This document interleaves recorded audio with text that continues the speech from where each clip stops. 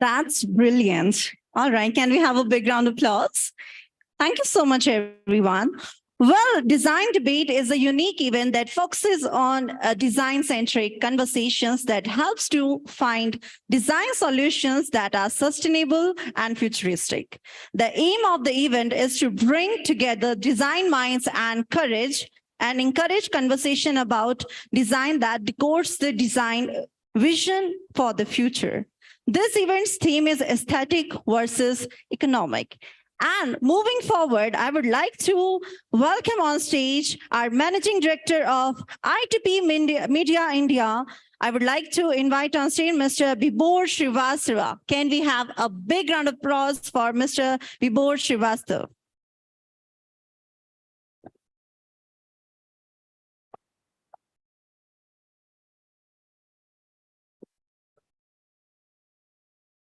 Hello, all right.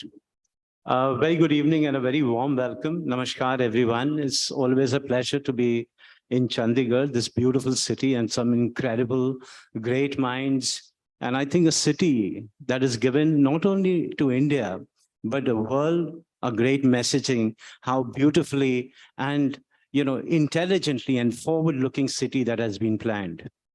I remember, if I jog my memories, when we came last year, and we started with design debate in Chandigarh. And that point of time, our topic was tradition versus technology.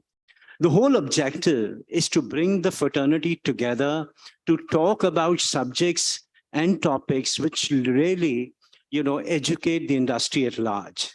And when we were toying with the idea and we said, who better than who understand this city and the flavor and the culture and the people? So I would like you to, for one, give a huge round of applause to architect Sangeet Sharma. This could be a little louder. Thank you, sir. He's a curator, the Sutradhar, the anchor, and somebody who stood with us, reposed so much of confidence in us to believe that what we do is neutral, is credible, and meaningful. Ladies and gentlemen, what you saw, I really don't want to give you a discourse as to who we are, what do we do for a living, but whatever we do, we believe and we are very proud that we bring incredible publications, and we are very digitally inclined as well. And we are present in all platforms. So in terms of the knowledge dissemination, we make sure that we reach out to the industry, to the country, and bring the latest that is happening in the industry. And when we launched ITP in India about 12 years back, we launched with Hotelier India. That really gave birth to many such publications which you as designers are very closely associated, be it residential, commercial, projects, infrastructure, hospitality, healthcare, and trust me, we do. But I don't want to stand between you and some prolific speakers and some incredible discussion. So just to labor about 30 seconds on aesthetics versus economics. So when we covered this tradition versus technology, we had immense learning and we took it home for everybody. And then we obviously brought it to the rest of the design fraternity. Then we labored and we said, what should we bring together as a point of topic which really ignites our minds? And that's it, gave birth to this year, which is aesthetics versus economics. And when I was talking to architect Sangeet Sharma ji, he said, Vibhor, this is something which will really spark off many ideas, many debates, and many collaboration. And trust me, ladies and gentlemen, I think this evening is going to be really very enlightening. And I, for one, is looking forward to actually devour every bit of it. So ladies and gentlemen, thank you very much. You've been obviously one of the best audiences that I've come across all over the country. Thank you. And all our lovely partners who have stood with us and supported this initiative. Thank you very much.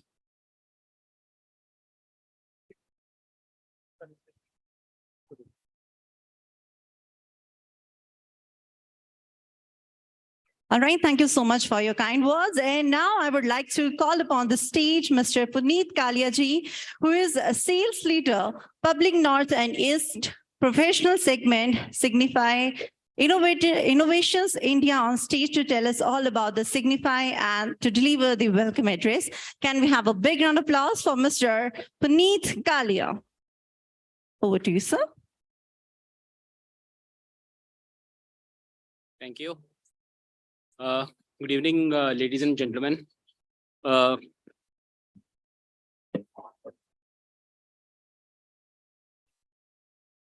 Hello. Okay. I am Puneet Kalia. I'm sales leader with Signify, who's a global leader in lighting. I welcome all delegates for this AI design Chandigarh chapter. I think the theme, as Mr. Vibhor was sharing with us, is aesthetics versus economics. And I'm sure we'll have panel discussions and panel discussion among veterans, young leaders, and industry people. And of course, we would have takeaways which would positively impact all of us. And of course, it can be incorporated in designs and which can actually help us help the society in a better way. As Vibhorji was mentioning that this is the design debate is necessary because we need to have the new ideas which can not only be in this city, but of course across India. With that, I think once again, I welcome you all and thanking all of you for gracing the occasion today evening. With that, we can start with the presentation of Signify.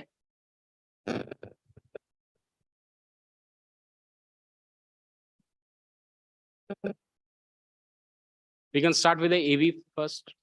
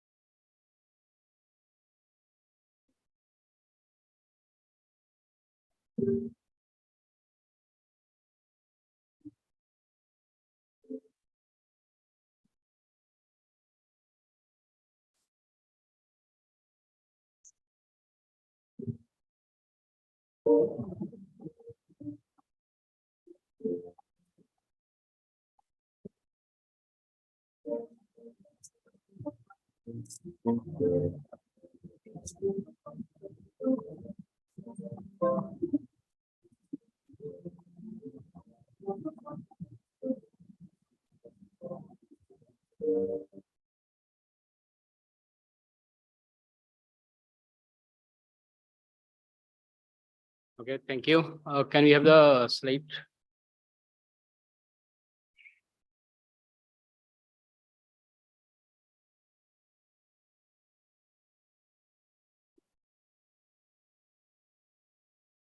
Okay, so as I was mentioning that we are global leader in lighting.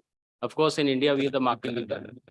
We are present in 74 countries, having a employee strength of 37,000 people across globe. And we are clocking approximately revenue of 58,000 crore rupees a year. And we are not only number one in conventional, but also in LED and connected. So across the years, as we know that earlier it used to be tungsten lamp, then fluorescent tube, and then of course LED, now then the connected solution. So we have been number one across all technology transformations. And we are doing this all with 100% carbon neutral operations. So we're not adversely impacting the environment while doing all of 58,000 crore rupees a year revenue. So our innovations are around brighter lives, better world, how we can impact the world in a better way. So it starts with the safety and security of the people. Of course, any product which we give, so foremost pillar is safety and security. And then, of course, the health and well-being of employees, all stakeholders, where we use artificial lighting because we cannot have the sun everywhere. So artificial lighting it should impact adversely to any person. So health and well-being is one of the prime concern. And of course, climate action and circular economy. Climate action, we have solar solutions, which Actually, we are not, we are using renewable kind of energy, solar energy, which is abundantly available with us. And food availability, of course, resources are limited and population are increasing. So we would have a limitation of, I would say, water, land. So in Europe and all, I think already there is a lot of traction for lighting for horticulture and agriculture. And we are market leader for in lighting, which can possibly increase the productivity of crops. Uh,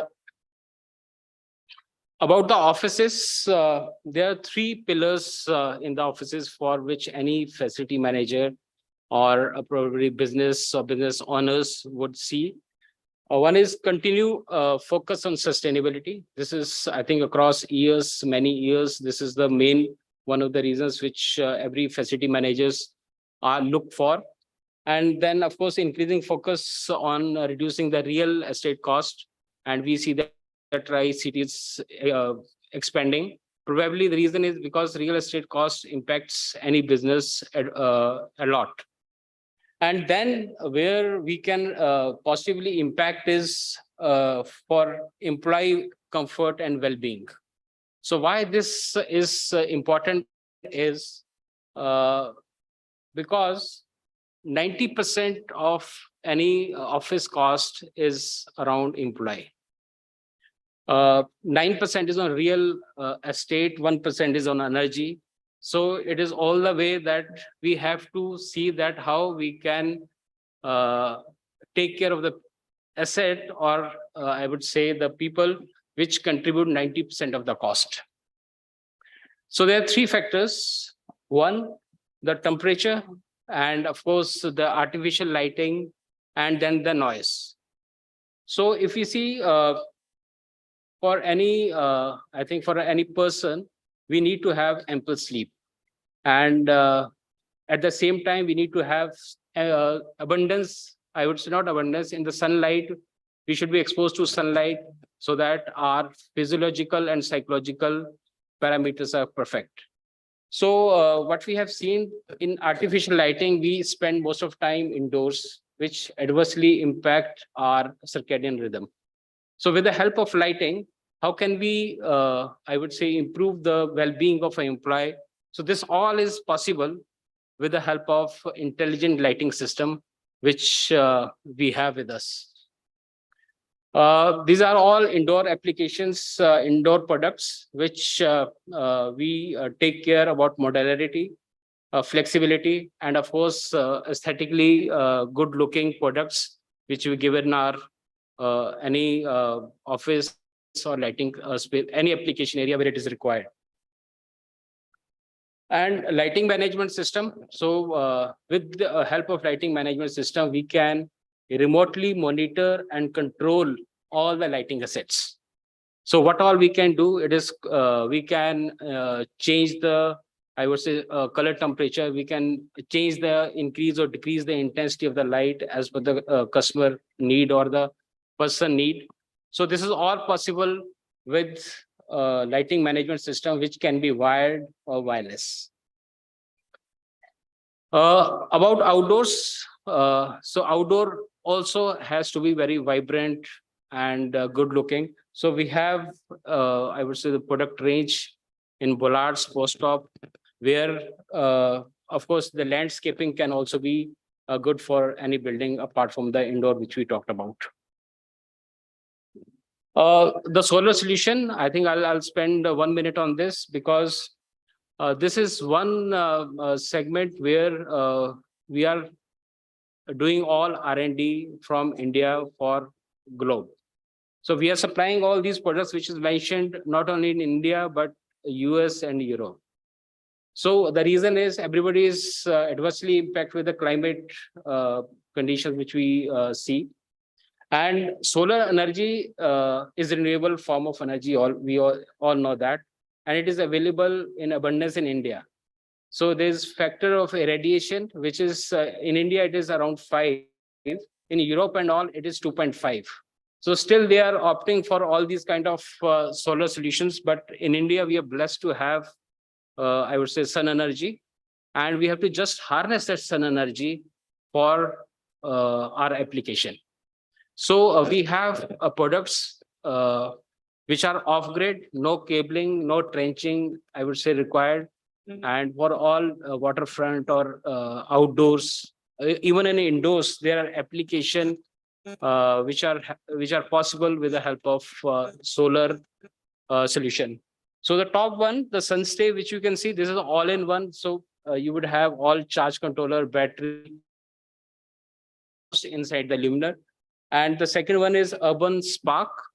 So which is, I would say, vertical integrated pole. And the pictures which you can see is of a tourism, Thrissur tourism department for a park in Kerala. And these are being installed in Ayodhya also for the Saryu riverfront area. Apart from indoor and outdoor, of course, there are unique designs for any building. In the daytime, you can, of course, have, I would say, appreciate the beauty of the buildings, monuments. But during the night, I think we have solutions where even during the night, you can equally appreciate the beauty which we witness during the day. So all the monuments, I would say, from Red Fort to Rashtrapati Bhavan, this all has been lit up by our facade lighting solutions, which is more of a dynamic and vibrant colors, which we can program and control. So at the end, so why Signify? So Signify, as I was mentioning, we are present globally, but I think we have a local experience, and we spend a lot of money on innovations. Be as par with the time, and one-stop solutions for not only product, but also for services and systems. So what I mean by services and system is like, so probably this product, any downlighter, if I say example, this is a product. So when we were guaranteed for 5 years or 10 years, then it is a service which we'll give across the life class of the product. And if you want to connect it remotely and monitor it and control it wirelessly or with wire solution, so it is a system. So we are present in all the things, product, system, and services. And the final one is we have a proven record of quality and reliability, which I think is the most important for any offering which we give. So that's it from my side. Thank you very much.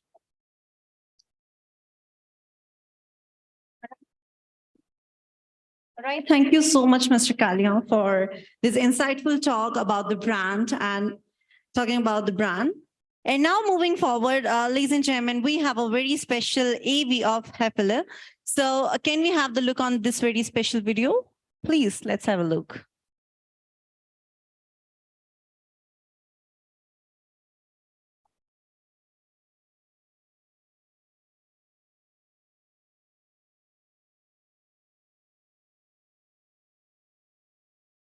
To create cozy memories, to power up for the hustle that awaits. When your home can offer so much, it deserves much more.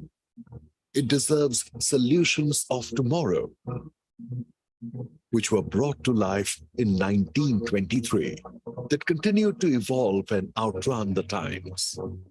It all started with just one thought: to help people make more of their homes. With the highest quality home interior solutions, the future of homes was unleashed. Germany's homes seemed to be transforming. Soon, the world began noticing a new side of smarter living, and the doors across borders began to. 100 years later, homes in 150 countries enjoy all that Heyfeller has to offer, including the most diverse market, India. A thorough understanding of the market since 2003 has helped us strengthen our core position as a hardware leader, as well as adapt to the specific needs of this region and venture into related home interior categories, such as home appliances, furniture lighting, bathroom solutions, and interior surfaces. Being the world leaders of innovative home solutions, we have left no stone unturned when it comes to creating architectural marvels, interior designing benchmarks, and unparalleled luxurious living. All this with the highest quality standards and a heritage that is true blood German, bringing absolute ease in everyday home living. It's time to relook your space, the one you like to withdraw into. It's time to recreate that corner, the one you create memories in. It's time to reinvent the time you spend when you power up for the hustle that awaits. It's time to reimagine your homes today, the one place you will call your own forever. Hey fella, let's reimagine. All right, so moving on, I would like to take a moment to acknowledge our curator of this evening, a man who needs no introduction, architect Sangeet Sharma, who is author, architect, poet, singer, TEDx speaker, and motivator. And to introduce him, I would now like to call the heart of the organization, ITP Media India, the ever dynamic, the ever energetic Mr. Bibor Srivastava, Managing Director of ITP Media India. Let us have a huge round of applause for him. Can we have you on stage right now? All right, and with this, let me talk about Mr. Sangeet Sharma, who is a well-known practicing architect in Chandigarh. He is widely published, awarded, quoted, and celebrated for his sustainable and contemporary modern architecture. Sangeet is a multifaceted and personality, an architect, poet, architectural critic, artist, author, and motivational speaker, thinker, and a musician. He is a winner of 2 literary and awarded, namely National Book Honor Award for Castle in the Air and Award for Creative Excellence by First Friday Forum. I would like to call upon on the stage Soman Bhumik and Bibor Srivastava to please kindly come and join us. So can we have Mr. Soman Bhumik to please come and join us over the forum?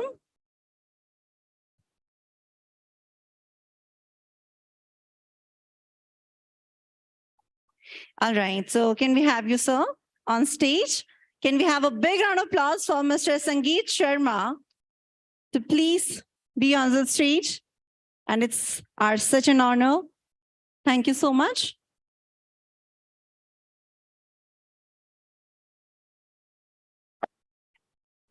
Sir, आपसे मतलब some few words. Hi, everybody. I think it's always very belittling and embarrassing to hear when they read the biodata. It's something, you have to hear that and then the image builds up and then people expect wo hota nahi mere se. Anyway, thank you very much, Bibor. Thank you, Architects India and magazine. And this whole event is so wonderful. And I think this is the second time or the third time which I'm a part of this. This is special because unlike other events, it has a significance, it has a meaning, and they really care for what we do, what are the takeaways. And I think the topics which Bibor and his team decides is very relevant. So it's fun being on this stage, and I look forward for all your participation. You're not going to hear us or my panel. We are going to interact with each other. And that's what Bibor has told me. Thank you very much for this. Thank you so much.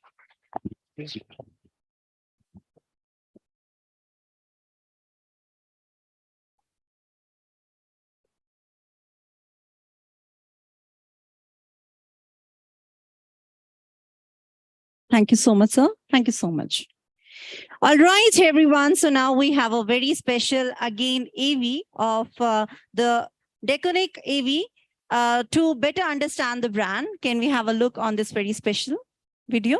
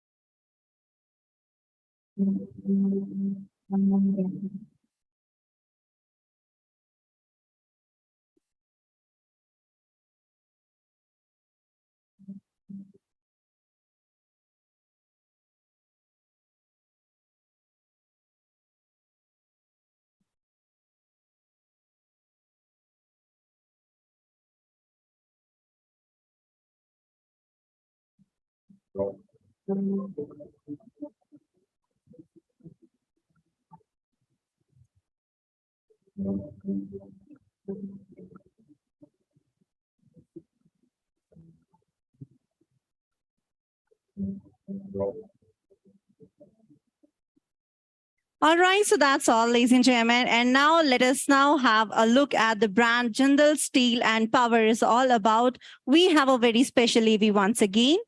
So before we actually welcome our business unit head structures, Mr. Subrat Panda, we have a very special video. Can we have a look on that? Yes.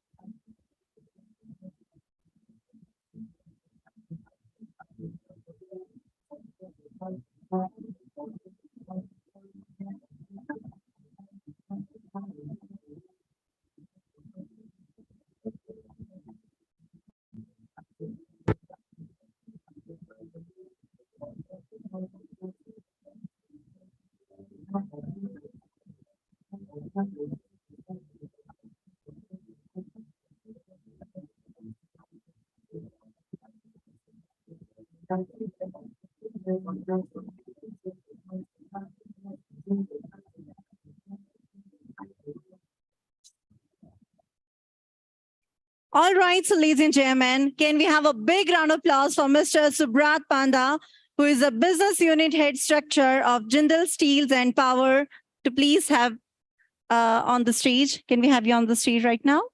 Please, ek bar zordar taliyan. Over to you, sir.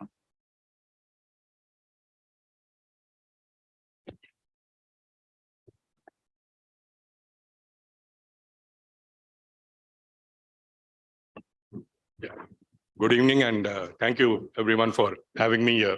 And thank you to Mr. Bibor and ITP India for this opportunity.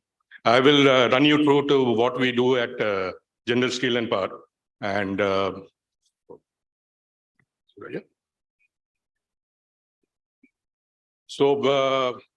Steel and Power, we are basically an 8 million ton steel plant. We are located at Raigad in Chhattisgarh and Angul in Odisha. Those are our main steel making facilities. And we have another rolling unit at Patratu in Ranchi. Between the three of them, we do about 8 million tons of steel per year, about 55,000 crores of turnover. And our mission basically is building nations, empowering communities. This is what we are. We are also located in Oman, and we have got mining facilities across the world. So I'll run you through two of the main products that we do. One is the Jindal Panther rebars, the TMT rebars. Now, this is something that initially the rebars that we used to manufacture, what was initially available in India was in Fe 415 grade. Then it moved to Fe 500 grade.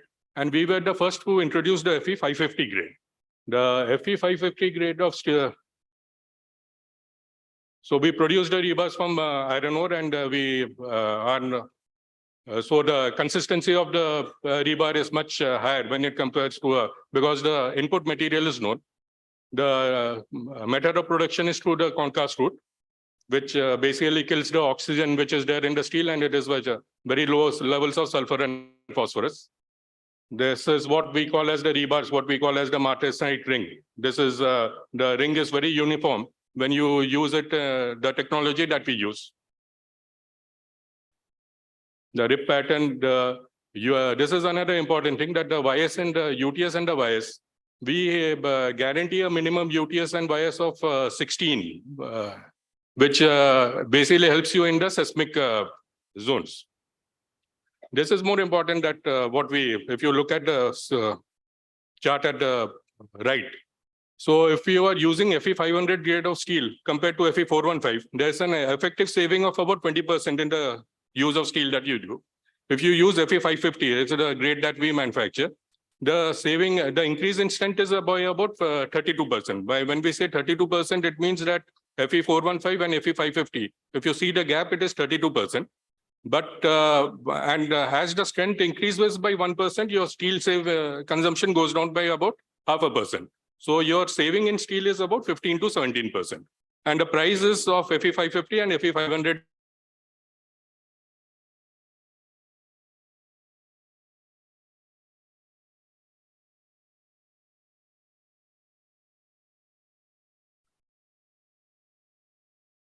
So this is the product range that we have. We manufacture rebars, which is TMT bars. We manufacture wire rods.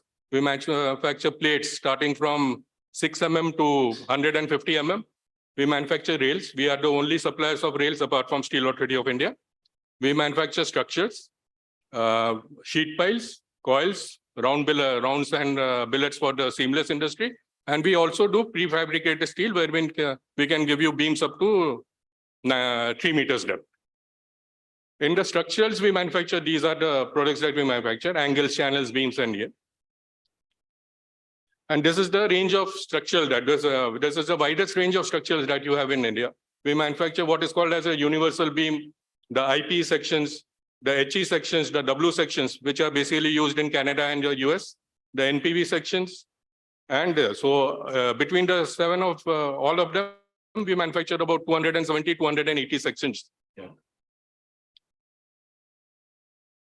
And beams that we manufacture are basically parallel flange beams. They are not the tapered beams where you have the issues of bolting when you have. The advantages of structural steel is it is fast to construct, and it is, you can set up a building what would take in RCC about 3 to 4 years. This can be done in about a year with a steel building. This is again the same strength that we are talking about. In steel also, in structural steel also, we have E250, which is the base grade, and we manufacture up to E450. So compared between E250 and E450, the increase in strength is about 80%. And the saving in steel will be about 40% in terms of the volume of the steel. And if you move to the saving in terms of cost, it will be about 30%. Now, this is a new product that we have it was granted to us in the month of March only. This is called a fire resistant steel. So this, fire resistant steel, many of the issues when it comes to developing, using steel in structures is that how do you protect it from fire?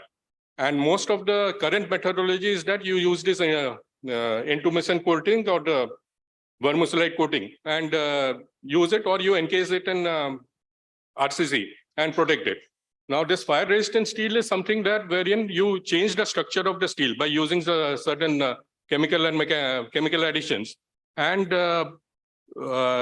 produce a steel which is resistant to fire. So this fire resistant steel is produced as per a BIS grade called IS 15103, and it is rated to withstand temperatures up to 600 degrees centigrade for a maximum of 3 hours.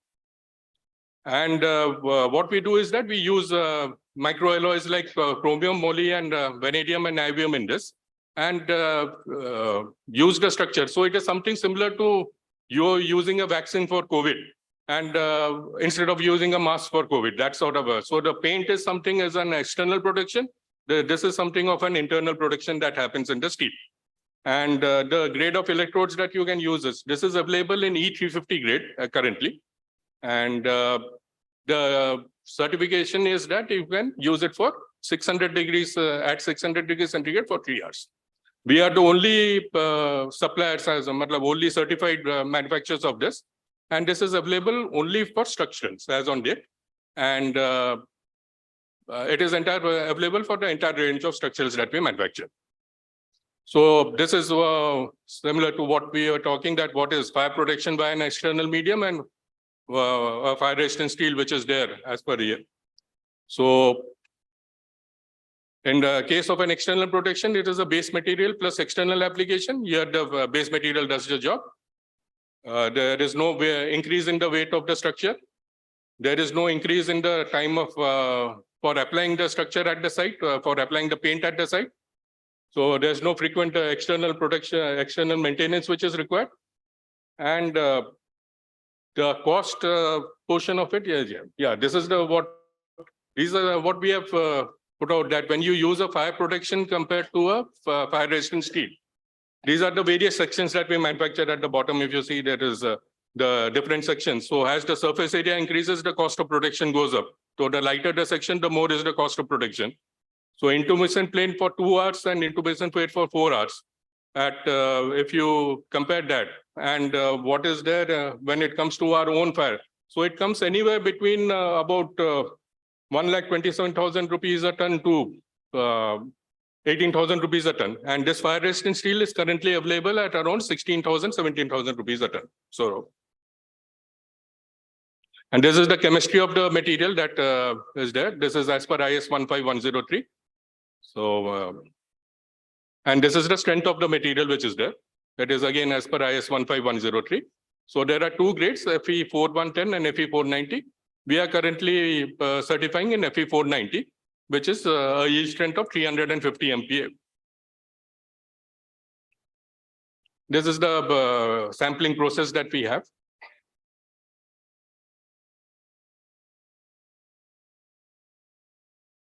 And these are some of the questions that come when it comes to the fire resistant steel. Currently, it is available only in the structural sections that we have.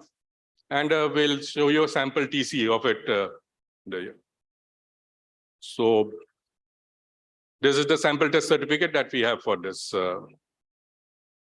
And this is the BI certification. This was handed over to us on the 15th of March by Mr. Piyush Goyal, because this was the first certification in the country and in the World Consumer Day. So this is the certification, and this is available for across the structural range that we are. And the last slide on the right, the diagram on the right shows how the steel behaves after it has reached 600 degrees centigrade. So that's all that I wanted to yeah.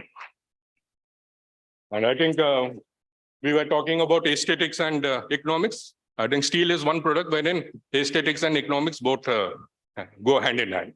Thank you so much. All right. Thank you very much, sir.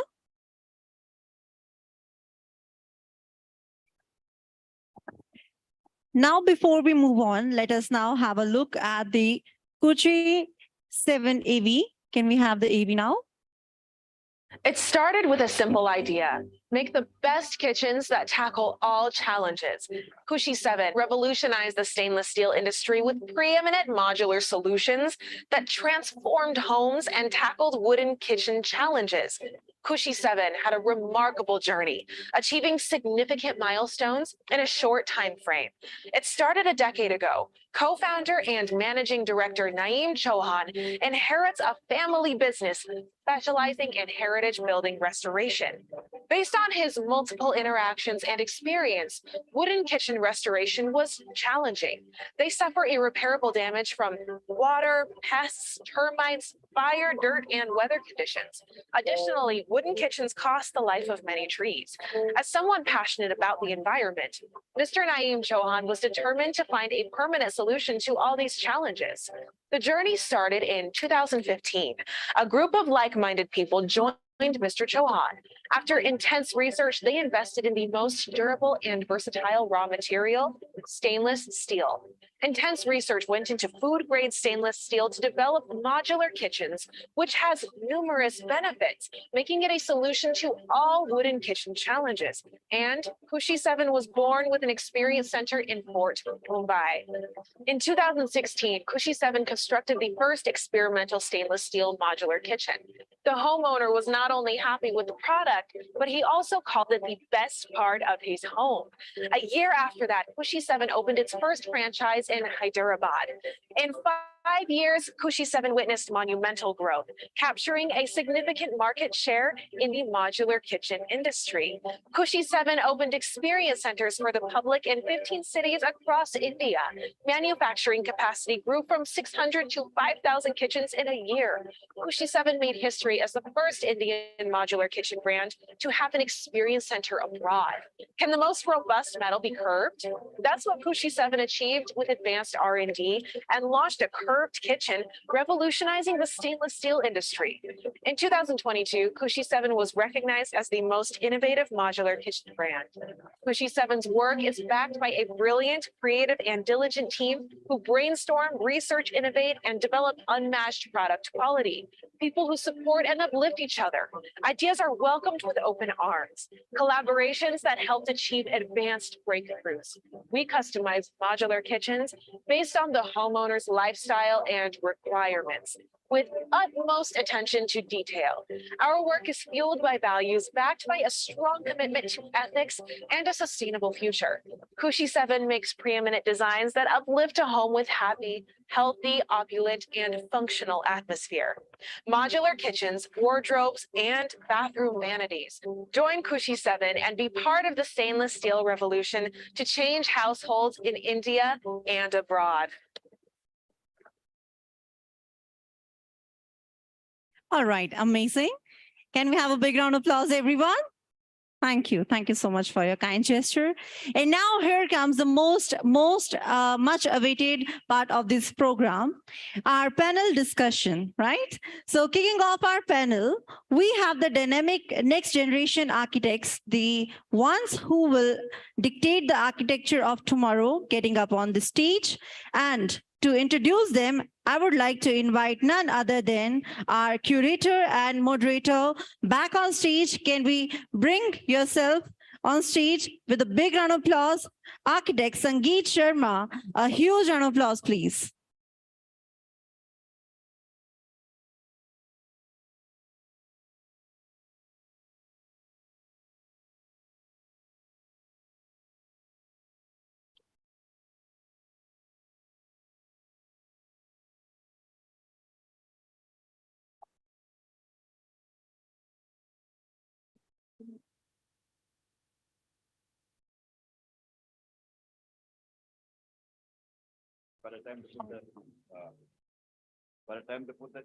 Friends, I'll speak about the topic a little. Aesthetics, as we understand that it's to do with the beauty, it's to do with the outlook of the product. I normally give this example to my class and my students. The best example of a perfect aesthetics is the spoon. Na kam, na zada, na bada, na chota. It was just perfect, and uska function bhi jo hai uske hisab se. So a chair or something like that, you know, which is so that I think that the function and the look combined together. Hum sabke paas Apple phones hain, and we pay considerable amount for this Apple phone. But then I think there is something at the back of the mind ki ye इसका जो product function है और जो इसका outlook है, it combines to make something more aesthetical. So aesthetics is this. आप सब जानते हैं, but I'm doing my job. Economy is, we all know. We value in terms of economy everything, whether it's country's GDP or a home budget or a college budget, personal budget. And आज का topic जो है ये एक मिश्रण है. I think this is what they want, and they want us to understand कि इसका जो global impact है, या personal impact है, local impact है, वो क्या हो सकता है. I have a fantastic panel with me. I have other super doins with me. It's essentially the idea of this forum of architects and builders, that how the new generations, they have their own ideas. The people who are already experienced, they have their ideas. I am the moderator. मेरा बस इतना ही काम है कि इसको बुलवाना और खुद चुप रहना. इसलिए मैं पहले बोल रहा हूँ. I'm going to invite my next gen friends. May I invite Amrit on the stage, please. Friends, this is Amrit Panwar. One of her, I was asking her ki Amrit, आपका most favorite project कौन सा है? And she says, I've done a very beautiful Meenakshi saloon. तो मेरे ख्याल ये वहीं से होके आ रहे हैं, अच्छे लग रहे हैं. So Meenakshi saloon is something which are favorite, besides others. May I invite Aman Sohol on the stage, please? Friends, we all know him. He is a person जिसको I had difficulty to choose कि next gen में डालूं या doins में डालूं, क्योंकि ये एक मुकाम पे ये वटिके हुए हैं.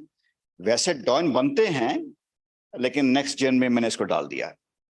A very fantastic, versatile person, my personal favorite, who is a musician, a very talented artist, and so this is a group which is very dynamic, and Amrit is a multiple award winner person, और मेरे ख्याल सारे आते हैं इसको award दे जाते हैं. Her work is so good. She also teaches. May I invite Gurleen Kaur on the stage, please? Gurleen is an architect, a Griha consultant, doing very beautiful jobs in both in terms of architecture and interiors. It's very exciting to note, friends, कि आजकल के जो लोग हैं and generations जो हैं, they do a lot of interiors. हमारे जमाने में वो interiors होते नहीं थे, या वो हमारे फादर कहते थे कि जो बिल्डिंग तुम बना रहे हो उसी का इंटीरियर करो बहुत है. And that became a sort of a project कि जो आप बिल्डिंग बना रहे हैं उसका इंटीरियर्स कर रहे हैं. But this generation has the ability, the capability, and the opportunity to do exclusive interior jobs, which I find something very interesting and very bold. Gurleen is heading a firm with her husband, Mukul, and आज का बड़ा interesting है, जो husbands है वो नीचे बैठे हैं, वाइफ्स ऊपर बैठी हैं.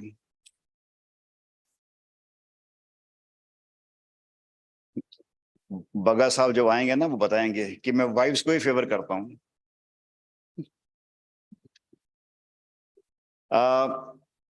I'd like to invite Shivansh on the stage. He's also my son.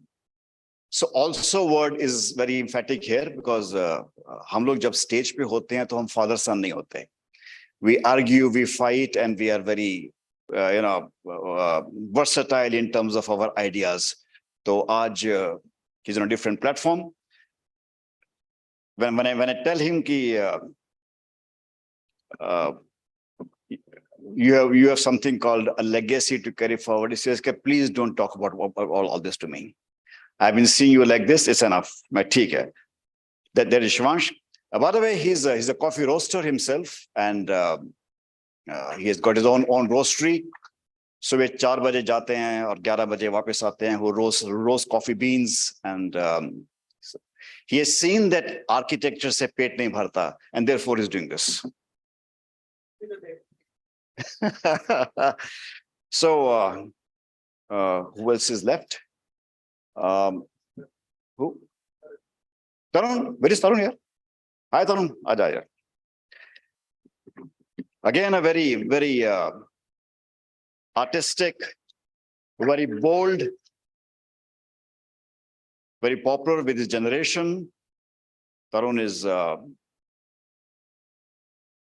again, he understands the client, he understands the dynamics, and I have there some of the projects which I asked for, and I am seeing them. They are, I think with every generation, their works are so good, and their ability to translate the client into the product is fantastic. I think हम इनसे इसलिए शुरू कर रहे हैं because मुझे ऐसा लगता है कि 25 साल के बाद जब इनके काम हम देखते हैं, we feel that we missed something. You know, there's some dynamism which we lacked.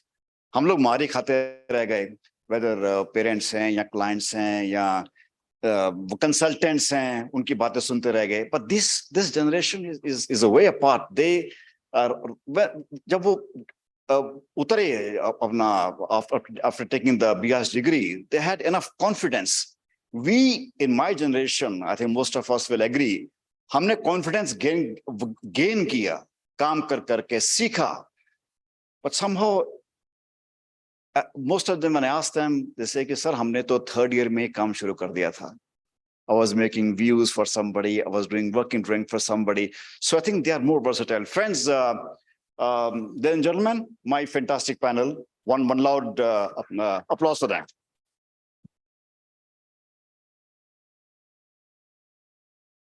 सवाल इस बात का कि इन लोगों से क्या सवाल पूछें? But there is something which we have to start the dialogue was. And I told them कि panel discussion सबसे boring होते हैं. मैं खुद नहीं सुनता. So our endeavor is that we communicate, we talk. हमने शब्दों में नहीं घुसना, हमने उसके इर्द-गिर्द घूमना है. And whatever we are trying to talk has to be meaningful for you all and for us. Just to the point and 40 minutes precise. इतनी तैयारी मैंने तो अपने एग्जाम के लिए नहीं की.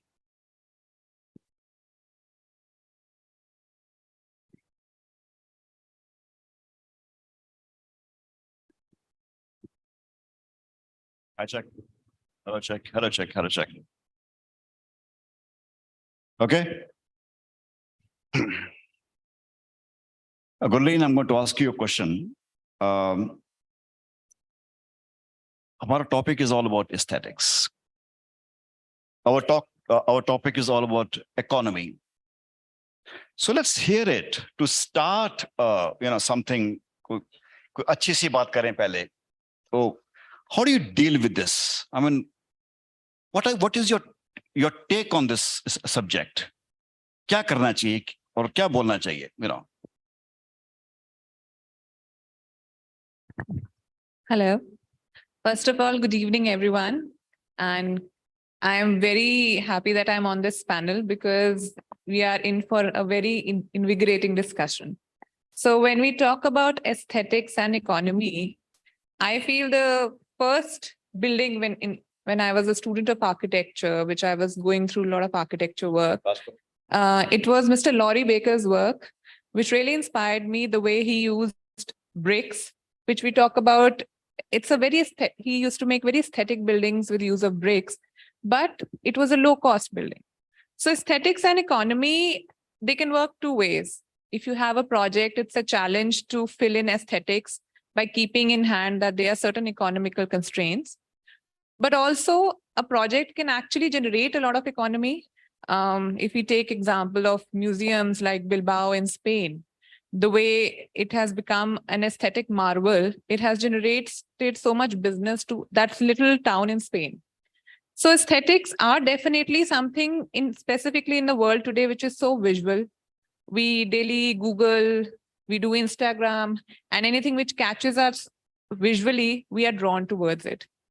So I feel if we took it in two aspects, aesthetics, good aesthetics is not bound that it should be done with expensive material. It can be done creatively, where an architecture or a creative person comes in.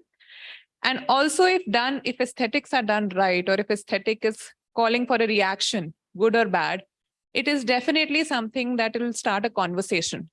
And it will work in ways or spiral things in such a way that it can work for a project, for an economy, or for a client in a different medium. Yeah, Gurleen. But the question is, the aesthetics is not truly made to generate economy. ठीक है? वो तो उसका एक by product निकल गया. So when I say that, how do you look at an activity of architecture, जिसमें architecture or aesthetics is something which does not have a byproduct as an economy. Economy जो है वो is something which it has to come back. It has to regenerate itself, and that's the whole idea. Aman, what do you think about it? I mean, how do you do this in your projects, or how do you think that a world's big project or monument can help this? Good evening, everyone. Thank you, sir, for this wonderful panel discussion, first of all. And I completely agree with you, sir. Our aesthetics and economics, they go pretty much hand in hand. And one of the best examples that I can think of is the city of Chandigarh. So if you see the old brick houses designed by Jane Drew, Maxwell Fry. So there, the element of brick, let's say, is not just talking about economy. It is nothing less than, poetry in bricks. So if there has to be a brick facade to be used as a shading device, it is not only a shading device, it is beyond that. It is a play of light and shadow, even if it is precast concrete panels. So that is one part of economics. In our practice, the way we try to do it, which is also something connected to the circular economy, is try and question the waste that we do in our projects. Can the waste generated in a project come back and become something else within the project? So, for example, wastes like the tiles that go in waste, or the granites. We try and use it in different formats. Try and break it and create some interesting patterns. So that is where the thing does not go waste and it comes back. So we try and reuse it. So this is one part of it.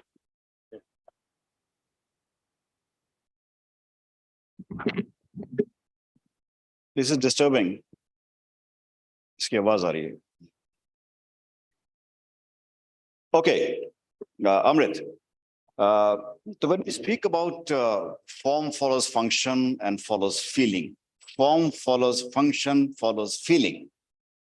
क्योंकि हमारा जो पेशा है, it's all about feeling, it's all about emotions. Ultimately, we are generating, as Aman just said, कि वो एक cantilever भी है या एक छज्जा भी है, तो उसके अंदर भी aesthetics है.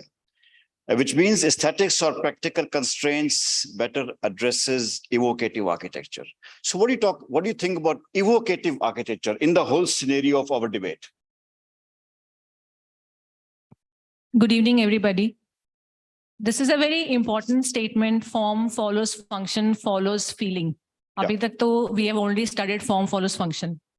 So what I feel is that as technical consultants, to fulfill the function is a basic necessity. If we don't fulfill that basic qualification of a functional building, we are defying ourselves to becoming good architects. So that's the bottom line, that you have to have a good functional building. That's number one. But aesthetics, I would say, comes above function as well, because aesthetics gives soul to a building. When I'm talking about giving soul to a building, it actually means that the building, which is just a non-living entity in itself, becomes lively. Because when you are adding emotional aspect, which means that you are adding feelings like sadness, feelings like anger, feelings like being happy, in a mood, in a stress-free environment. So that is what gets added when a soul gets added to a building. So actually it starts responding on a humane level. So when your building starts performing at a humane level, visual aesthetics is definitely very important, because it catches your attention. After catching attention, when the building starts interacting with the users, a very common example is the Jewish Museum. So, yes. So Jewish Museum ने अपना aspect functionally तो चलो पूरा करा ही है, but museums and memorials have a very challenging task of passing on the feelings from the past to the present and to the future as well. We can actually feel the atrocities which happened on the Jews during that time when you visit the Jewish Museum. The way the forms, spaces, color, light, texture, natural lighting, shade, shadow has been used in that kind of building. Similar kind of forms, they actually enhance the entire aspect of the built environment. And that is the reason of evocative architecture. It actually makes you experience the entire space. So when the space becomes experiential, I feel that architects justify evocative architecture and they have done their job. That's what I have my opinion about. Like for everybody else. And Shivansh, just to deviate from the topic, and which is that kind of trend which has caught your eye? I mean, what's the because everybody's talking about aesthetics, so it's okay. Let it flow. Let's talk about aesthetics and beauty to start with. I'll come to the hardcore facts after 2 minutes time. You tell me, what are the latest trends which has caught your eye? I think amongst us, and you are the youngest. Okay. First of all, good evening, everybody. Yes, I am the youngest, I think, on the panel, and I'm very happy to be here. And some trends, I think, for me, personally, trends do begin at home. And being raised in Chandigarh and seeing this certain style of architecture that we have grown up with, and we have seen it evolve in a certain way and withstand the stand of time for 60 years, 70 years now, and evolve into something very, very beautiful, at least to me. So that is that. So first and foremost, it begins at home. But I also think that trends do tend to evolve. So they depend on traditions, and every place has their own trend. For example, as ma'am said, Jewish Museum over here. And that Jewish Museum has evolved from a certain cultural atrocity. Certain traditional values have been imparted into that whole building and that whole form. So that is trending for me. It is also dependent on training. For example, Frank Lloyd Wright's Walt Disney Museum, right?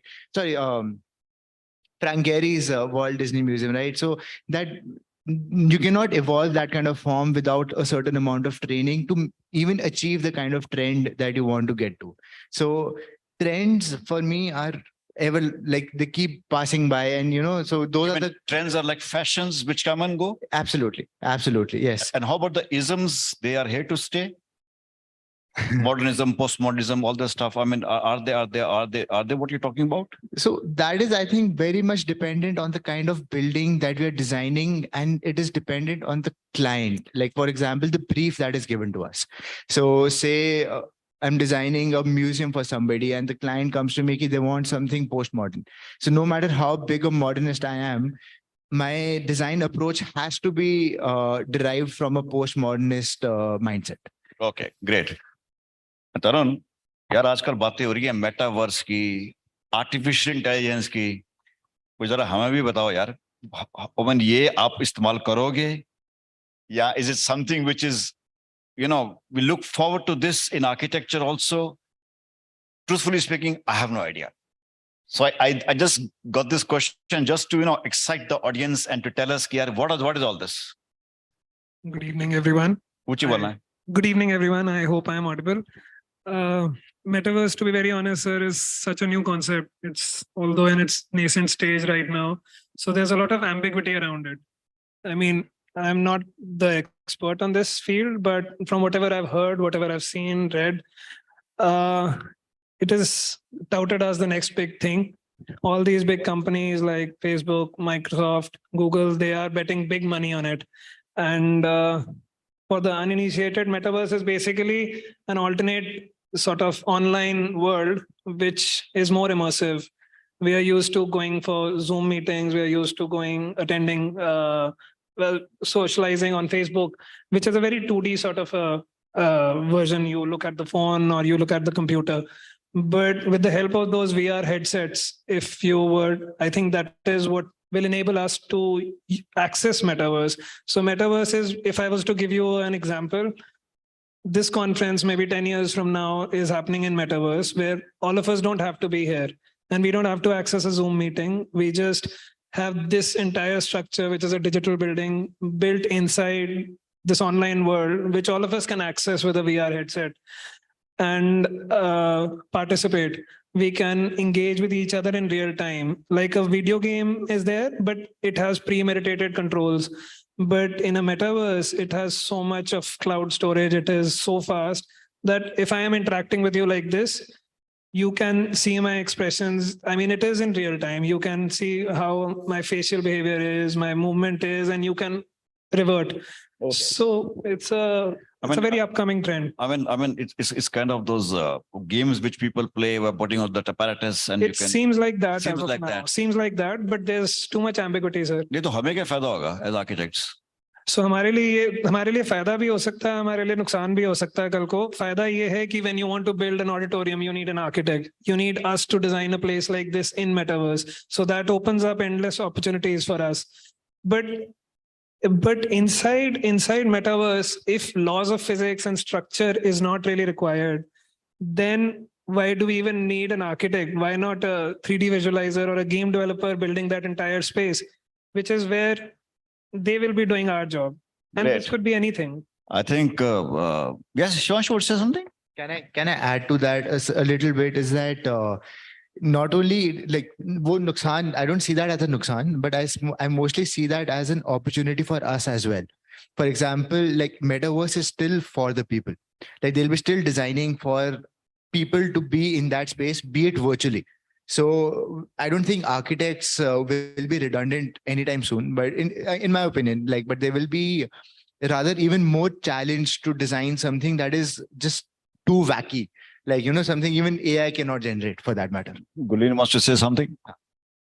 So just continuing with, because he said AI. So I was going through these AI new application. You just put in the words and it will design the house or interior as per your. And then you have these AI robots. But which makes me think, if you see everything today in terms of cars and all, that design element that a Fiat 500 can generate and invoke an interest in you. And now you see, unless you don't see the logos, you cannot figure out which brand, which car it is.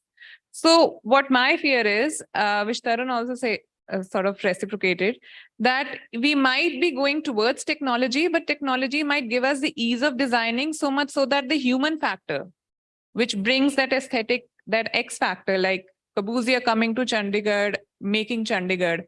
If it would have been in metaverse, we would have just picked up anything. But it was Corbusier's vision. It was his design, GNGU's ideas of working with the realities and creating something, which I feel an artificial intelligence cannot do. So there, I feel that we are safe there as long as we are creative with all the constraints that we are working with. Yet. Aman wants to say something. Ye jara interesting topic ho gaya hai. Everybody wants to say something. Go on. So Gurleen was talking about Corbusier. So I'm just projecting a hypothetical situation. Let's say Corbusier was to come out of his grave and meet us today. he would say you are in a minuscule state of metaverse already, because we used to draft with hands and you are using these softwares. For me, this is artificial intelligence. Now, since we are so very comfortable using softwares, rendering softwares and drafting softwares, we don't realize we are in a minuscule artificial intelligence world. And recently I heard an example of artificial intelligence that before the Ukraine war, architects decided to use these 3D scanners to document all the traditional street furnitures in Ukraine, so as to preserve them, in terms of documentation. And that is something that happened so beautifully, that post the Ukraine war, so much of damage happened.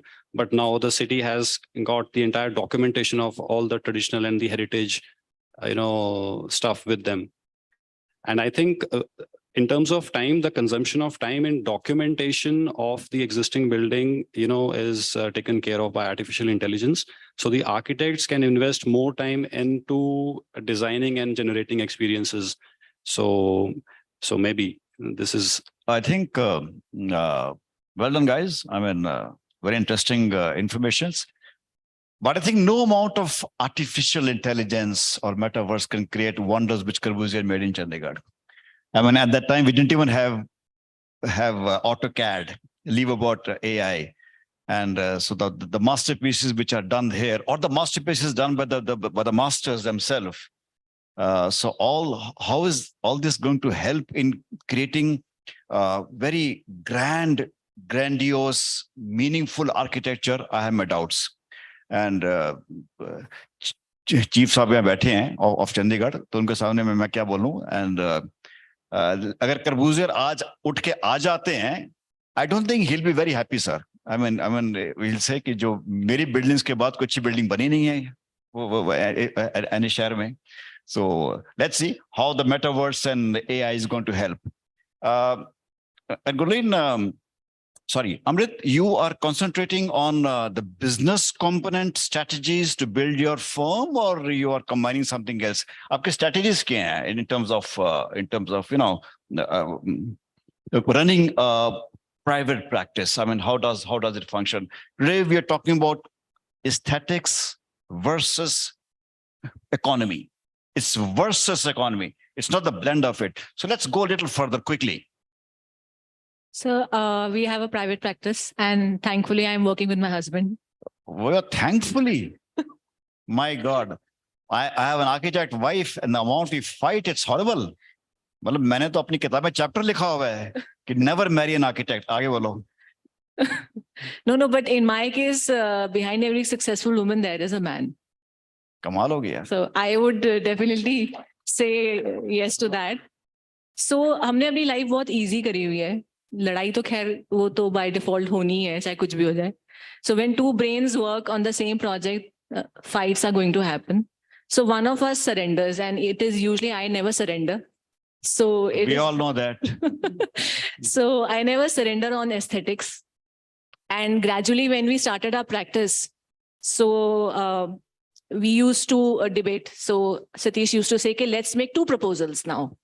So two proposals mean two brains are working, and now we have two options in front of client to confuse them. So till 4-5 years, we used to make two options. And fortunately, what used to happen is my option used to get selected. So finally, Satish gave up, and then he said, okay, you do the creative part and I'll handle the business part about it, because he was very good at PR. And client ko fasa ke bhi to lana hai na sir aage fir. Right, surely. So he used to do the PR part, and I used to do the aesthetic part. And in fact, what used to happen is that when we used to do residences specifically in the beginning, it is a hard-earned money of your entire lifetime. So the decision that you as an architect is taking for them becomes very critical.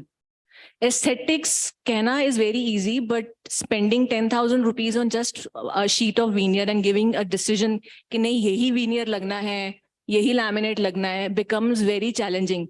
कई बार तो जवाब देके ना रात को नींद भी नहीं आती थी कि हमने सच में इतने पैसे खर्चवाने हैं client के, या aesthetics को छोड़ें और economics को थोड़ा सा priority पे रखें. But then gradually we felt that if we don't have that visualization of creating materials for, then what are we for? Yeah, so it has to be a blend of these things Yes. when you think of So economy. depending upon the client's budget, because mostly clients, they look forward to architect to give them something new, something creative. And when we have to experiment with materials, you have to be very conscious about the money part also and the aesthetic part also. And most of the times in our practice, we've been fortunate enough that aesthetics has always overboarded the financial. Wonderful, wonderful, Amrit. Aman, let me put in a very hard fact. एक sustainable material है, expensive है, वो मैंने लगाना है अपने project पे. Now the investment is going to be higher than the ultimate outcome. So I pick up that material, I use it in my project. So is that A, a sustainable solution? B, will that give back the cost which I have incurred? So I'm in a dilemma. It's always a problem when we choose a sustainable, so-called sustainable products, they are expensive. And similarly, if you have to make a building which is Griha building, a lead building, jo hum log baat karte hain, it's 10%, 15% expensive.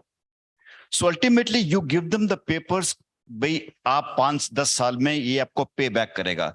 Tell me about the products and your experience. How will you manage this? How do you balance this? The audience wants to know. A very interesting question, sir, actually. Yeah. So this is very interesting, actually. So I have been contemplating on this. And for a very long time, I was of the opinion that anything that you use locally available is cost effective and sustainable. But there was but locally material ka bada controversy ho jati hai. Is bricks locally? Is bricks a local material? It's nationally, it's a local material. So say something else. Kuch aur material ki baat kar. Yeah. I mean, let's say if there's a granite which is coming from down south, or let's say, for instance, we are using an expensive sanitary product. Right. Okay. It is an expensive product, let's say. Sustainable. Let's say, but we're not open to the sustainable aspect to it. We just look at the cost of that product. Fine. But if that sanitary product can help me save a lot of water, say 70% of the water, because of the technology. That sustainability is in the saving of water. Absolutely. It's an expensive faucet. It's an expensive faucet. And it saves water. But it saves water. Continue. Say, for instance, we were doing a project in Srinagar where we were designing a diagnostic center lab. So the context being Srinagar, there was a situation where we were required to develop a technology where an HVAC system has to be installed, where at the same time, part of the spaces were to be in a cooler environment where the machines were to be kept, and the remainder was to be in a warmer, this thing. Yeah. So we came up with a very expensive technology, which is the 3 piping system, where the hot air out of the outdoor unit is channelized back into the system, into the areas which are supposed to be kept warmer. Now, the technology is very expensive, but in the longer run, it suits the function, the context very well. So basically ruling out a product just because it is expensive is not a great idea. So this is one part of it, where the technology comes in. Yeah. I mean, you have you have to choose between the product, its paying back capacity, and the sustainable issues of that. So that's right. how you bring in a product. That's right. So Shivansh, when you talk of iconic buildings, when we architects talk of buildings which are IT buildings, big buildings, a million square feet of production houses, how do you think about the economy in that? What is economical in iconic?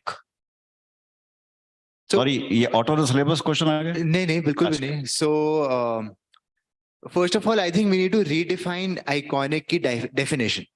For iconic की definition. Okay. हाँ. थोड़ा सा हाँ जी. करके. So iconic for me is just as much as a function of a certain building. So, case in point, war memorials, museums, IT buildings, all those buildings are, as a function of that building, needs to be eye-catching. It needs to attract a certain amount of people to come to that building for it to be sustainable. Like there is the 3 or 4 kinds of sustainability. There's environmental sustainability, there's operational sustainability, there's also a sustainability, aesthetical sustainability. So for me, there is more to iconic than just the looks of it. Right. Again, going back to the Jewish Museum, it's an iconic building, but it's a sustainable iconic building. So iconic is not just putting glass and everything, and it's not just material that makes it iconic. Assembly is an iconic building that functions really well.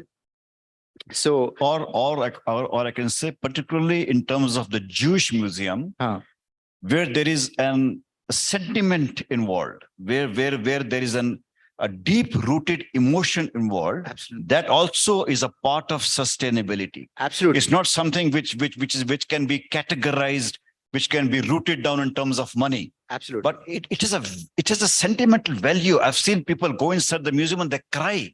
Yeah, because there is a catastrophe everywhere. There is war. There are dead bodies everywhere. So that that evocation of a heart is, I think, a part of sustainability, which you're talking about. Am I right? Absolutely. And if the design fails to invoke that emotion, then it is not a good design. In terms of that specific building, that specific context. So similarly, now iconic can drive from context to context. Be it, so if you're designing an IT building in Chandigarh, putting a glass block over here or glass building over here is not only not sustainable, it'll not be iconic. It'll be a bad representation. So a US-based company is building a base in Chandigarh to build a glass building that they can do better over there. Is no point of doing it over here. Right. Gulin, you do so many houses, and you do so many beautiful houses. So what is the kind of your collection in terms of this debate which we are doing today, aesthetics versus economics? How do you balance that? What in your term is aesthetics, and how do you weigh the economy of it in your particular architecture or your experience? Hello. So I think as it was volume. Aesthetics, we just don't value aesthetics which are visual aesthetics. Aesthetics can be experiential, sense of how the light is coming over to a mandir or how the sun comes into the house, how the experience that we are generating in the residence is making that residence not just a normal residence, but an experience where the people who are using it is enriching their lives. So when we talk about aesthetic versus economics for our projects, we see what value the economics are adding. If it's, say, like Aman sir said, that something very expensive, but the value addition is minuscule, then I won't do that. But if it is adding value to the overall experience, then we will scout the best brand or the best product which can add that value to my residential area. Say, for the sake of lighting, if my client wants a certain amount of mood lighting and anything, we will definitely go for sensor lighting. We will definitely go for VRV, because we're doing a project of farmhouse where the client wants to display their art. Our brief was design my house around my art. And they say, we don't want to see anything, any services in the walls or anything. So we design the VRV, floor heating, all these concepts that we are working towards. It is cost intensive, but it is to the further end of making that project more aesthetically and more functionally more elevated. And for that purpose, we do our research. We work how we can work around our spaces, spatial planning, come out with details, how we can conceal something, how can make something more practical, but yet pretty. So in that terms, I think we have to do more work as an architect to get something useful, which is more emotionally, more sensory, and which can make the house a space which is not just a residential space, but it's way beyond that. Fantastic. I'm going to ask Savneet, ma'am. She's idol, whom I really admire, and she does mud works, and she does all the buildings out of mud, which is so beautiful. Ma'am, I want to ask you a question. I mean, how do you weigh? I mean, the economy of that sustainable the building which you make, aesthetics versus sustainability. How do you manage this? Can you tell us how do you balance this? Because most of your projects are so beautiful. So how do you manage that mud architecture? So I think firstly, as far economics is concerned, mud is probably the most economical material around. And it doesn't really add that much to the cost of the building. Also, inherently, it is very beautiful and aesthetical in itself, in its character, in its usage.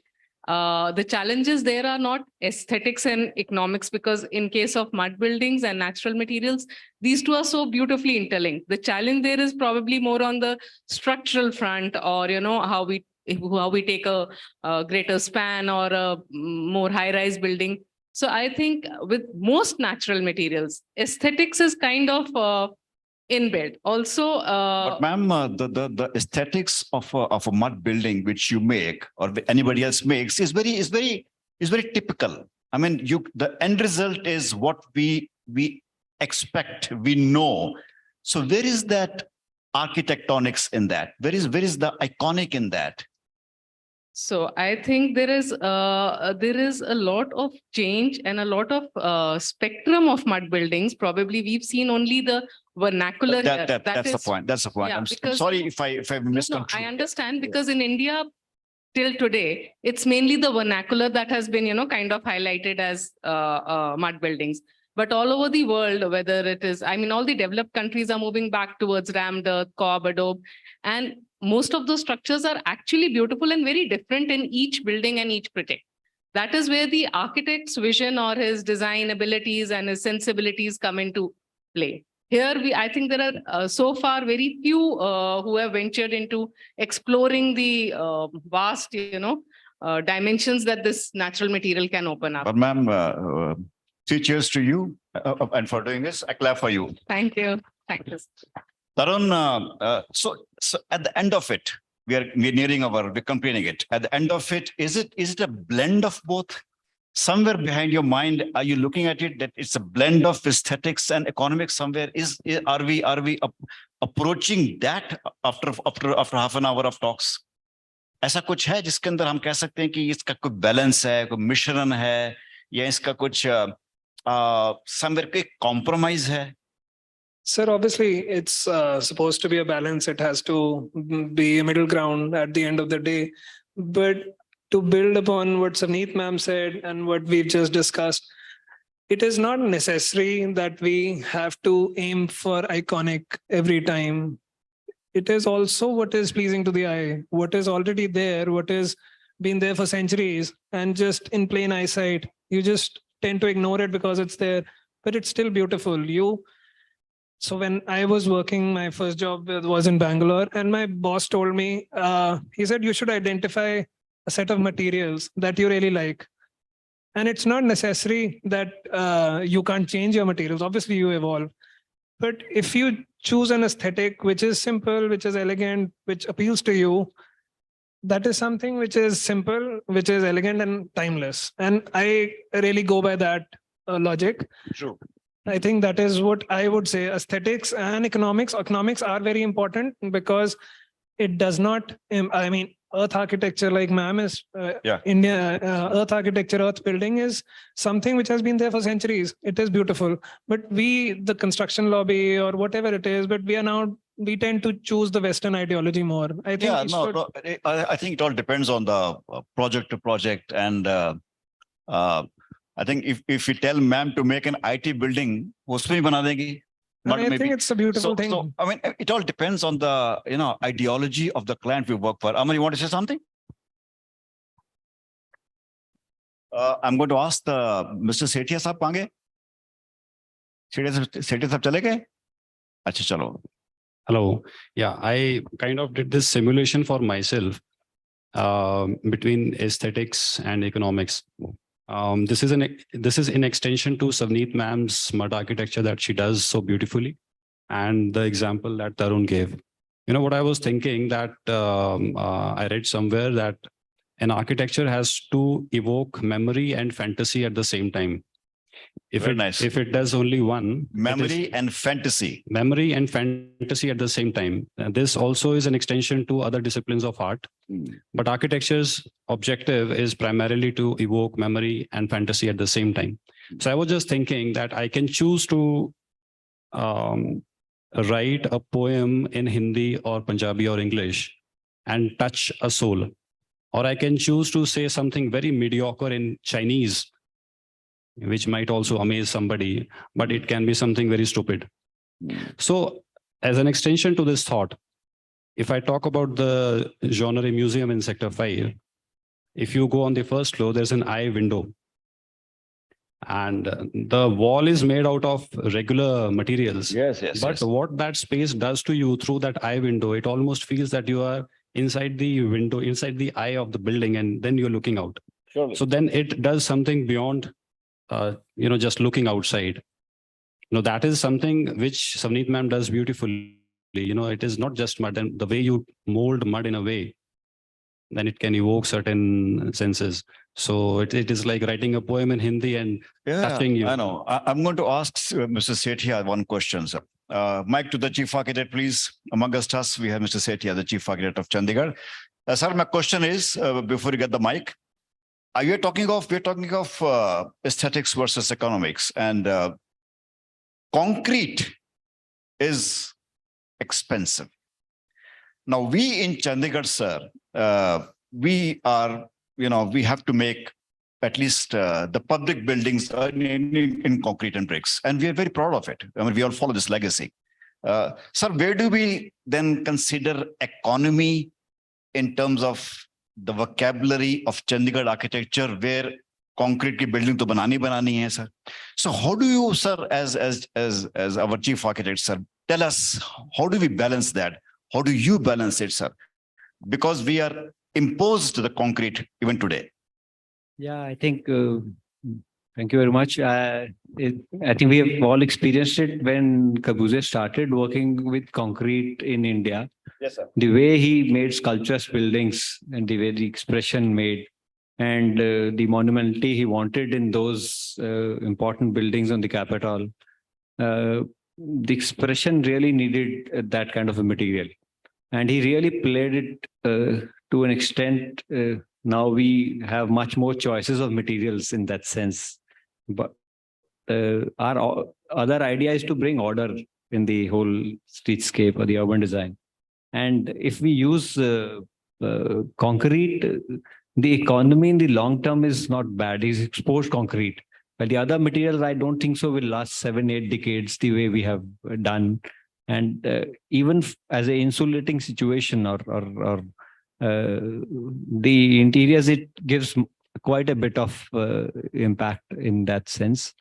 Of course, now we are not able to produce that level of concrete. We are facing a big challenge in that sense. The shuttering concrete, which they could produce in 50s when technology was not there, the kind of tendering and the kind of execution teams we have, there are a lot of challenges in it. So we are also exploring other options close to the new materials the next gen is proposing.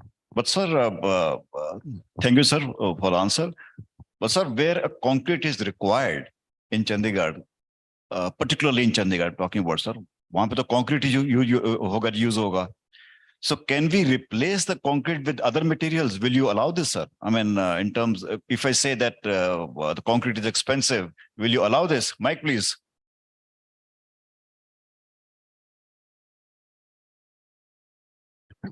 Yeah, I think we have now only maintained the architecture control on the first phase only. Primarily, we don't emphasize much in the new, we're getting into the zoning formats, and that allows us to give more flexibility in terms of usage of materials. The framed controls, the architectural controls, which we used to do it in terms of bringing order in the street, is more or less in the first phase where not much is left to build. In that order we try, but of course there's a heritage committee which looks into allowing new materials, and and the aspects of that. But sir, कितनी sad है ना statement. आप कह रहे हैं कि जो 50s में concrete की finish थी, आज नहीं मिलती with all the technology around us. That's very true. It's very sad, sir. Very sad. I mean, what is lacking, sir? The masons, the people who made it, or the materials? The intent. इसके ऊपर तो ताड़ी बजनी चाहिए. It's the political will which makes grand architecture, and it's the intent which makes a person work. So वो दोनों ही missing है जी. I wish we get back. Thank you, sir. And guys, you were fantastic. And anything else anybody wants to say? I mean, I think we have made things very clear that ultimately it's a balance. Ultimately, it's something which is of a personal choice, and you people are the next generation, as Bibor calls you. I'm of the old generation, so I'm holding you all, and I wish you all the best. And I think we have put in a point that architecture and economy, they go hand in hand. And how do you balance it? It's all, I think it's the best part of our profession, that we have choices like that. We are not bound by that. And so we are grateful to our course and our profession that we can be so liberal with things around us. Thank you very much, each one of you. Thank you very much. Thank you, audience, for this. Thank you. All right, thank you so much. You may have your seats, please. All right. Yeah, please. Either, yeah, here only. All right, so you might have a great session, right or wrong? Yes or no? All right. So, yeah. So now, ladies and gentlemen, first of all, thank you so much for this great discussion we are having over here. And moving on the QA session, we are open this forum to the audience as well. So you may ask any of the question if you want to ask, and please go for it, everyone.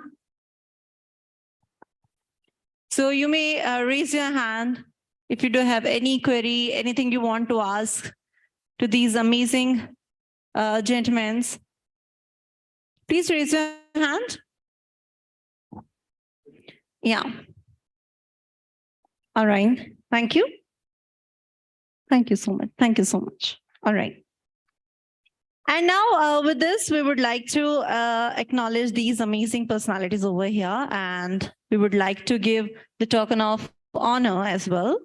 So for this, I would like to call upon stage Mr. Ganesh Prabhuji to please be on stage from Hefel, India, and Sabrish Nair, Regional Sales Manager, Northeast, and Deconic Kuchi 7 Vishal Verma, to please kindly come and join us over this stage.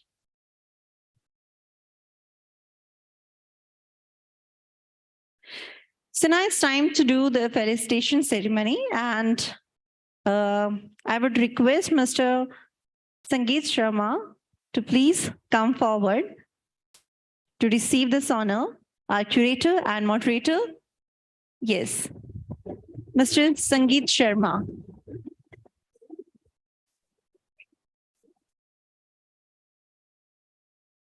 All right, so our honored panelist over here, Sukumar.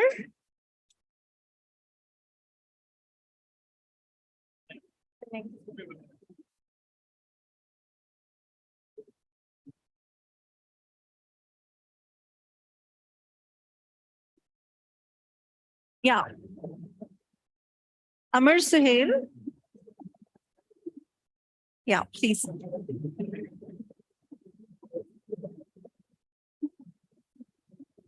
आप आ जाओ ऊपर, take it now.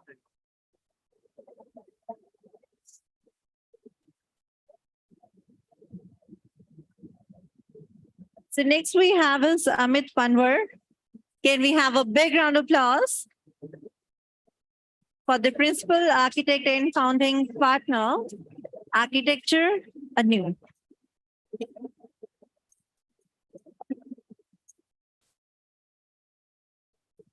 And the next we have is the founder and design principal, Pneumotive Design Studio, Gurleen Kaur.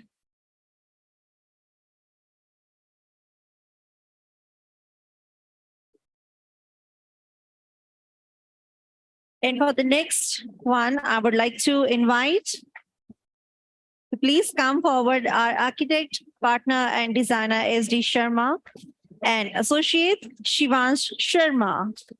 Can we have a big round of applause, everyone? And also we have the architect studio, Mohenjo-daro, Tarunpreet Singh Bhatia. Can we have a big round of applause?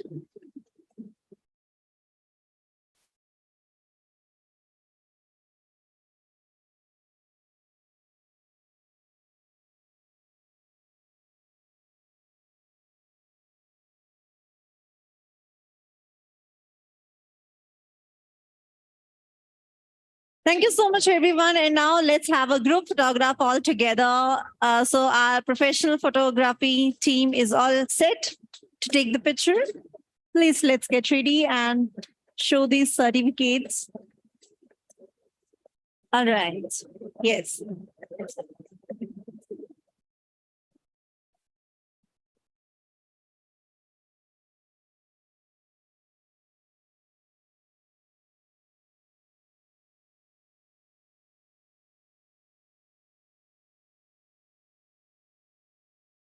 Thank you so much once again. I would request, can we have a big round of applause for all of them? Thank you so much for being here with us on the stage and for this great discussion we have over here. Thank you so much, sir. You may have your seats now. Thank you, sir and ma'am.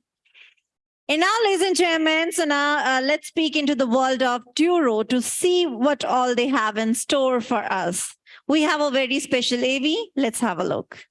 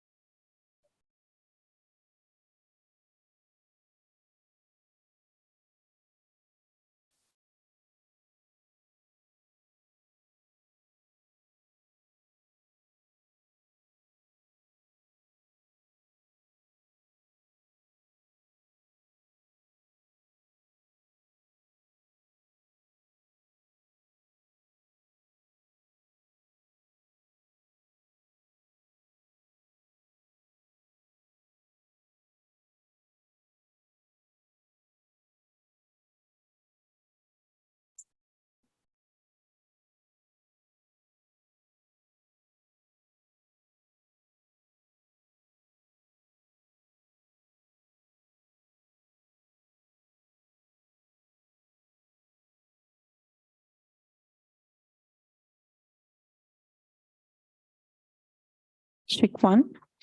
All right, everyone. So now for the much awaited Doyen's panel discussion, one of we all have been waiting for and with bated breaths. And spearheading, it is none other than the fantastic AR Sangeet Sharma. Can we have you on stage once again, sir? Can we have a big round of applause for Mr. Sangeet Sharma? And to invite our panelists and kick off this debate. All right, over to you. Yes. Yeah.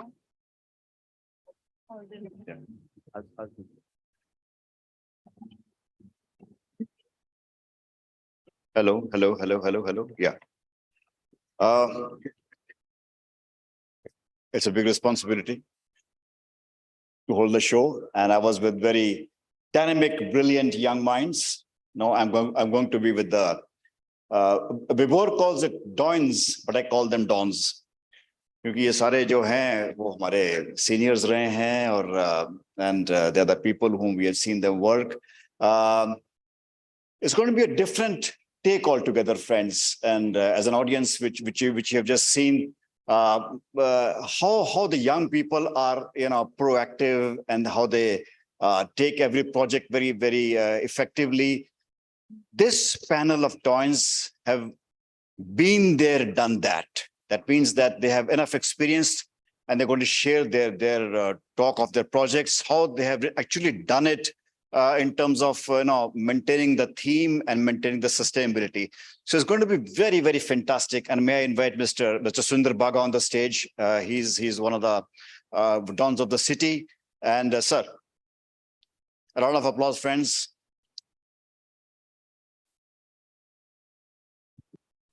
Been in, as a part of the MC of Chandigarh. He's been the counselor.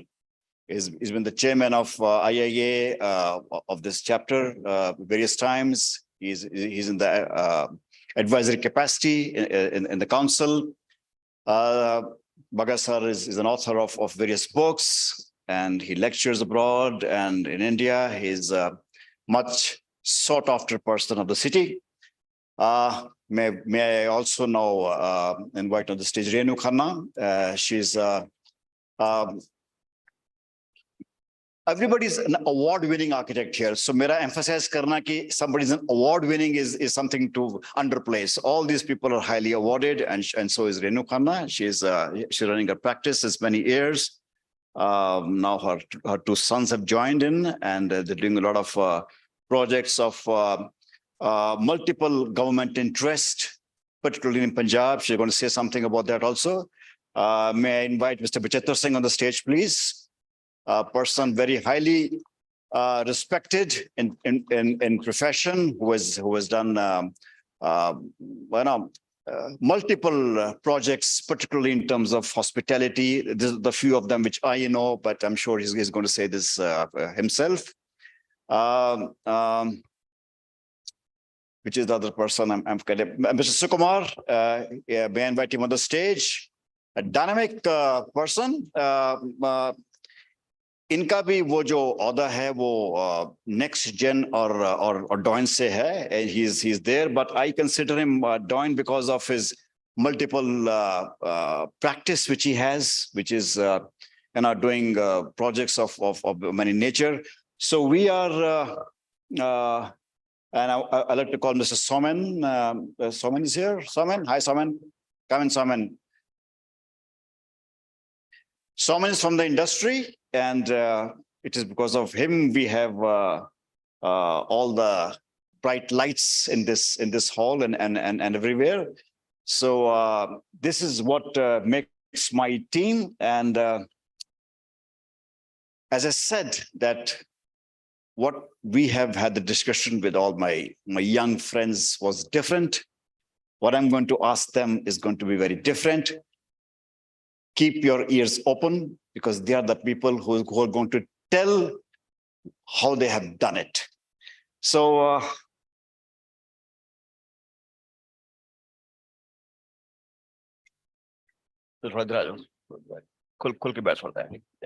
sir. Okay, everybody comfortable?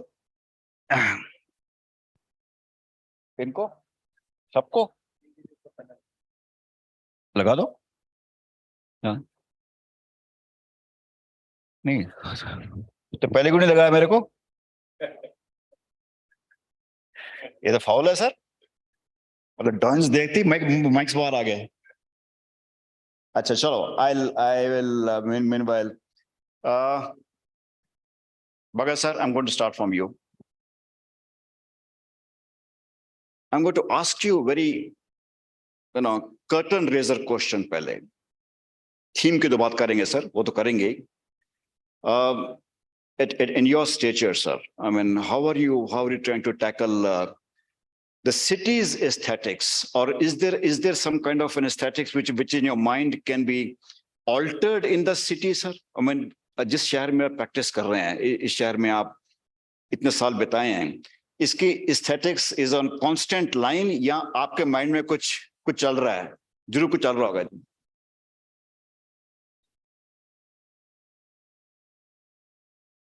Regarding cities aesthetics, I feel that concrete is getting deteriorated in a very big way. And after 60, 70 years, concrete has gone really very bad. And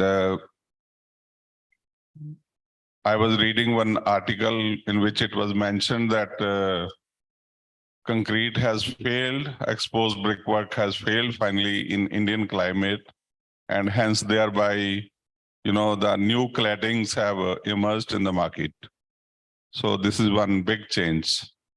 I think city needs to, I think Setia Saab is here somewhere. So I think this needs to be reviewed in the present context, because these materials are not able to sustain the climatic conditions of North India. Thank you. Sir, okay. This was just a raise the curtain raiser, which I wanted to start, sir. Sir, you're planning so many buildings of religion. You are making so many gurdwaras and so many churches you have done, and you are very famous for making those sustainable buildings. So what is your take of aesthetics in this particular genre? It's not ये ordinary तो है नहीं जी. हर कोई बंदे को इस तरह के जो projects मिलते नहीं हैं जी. And you have been doing so many buildings of which are in the order of religion. तो उसमें कैसे सर आप aesthetics को involve करते हैं, या borrow करते हैं, या अपना कुछ मिश्रण करते हैं? How do you manage that, sir? I'm asking you a very difficult question, so sorry.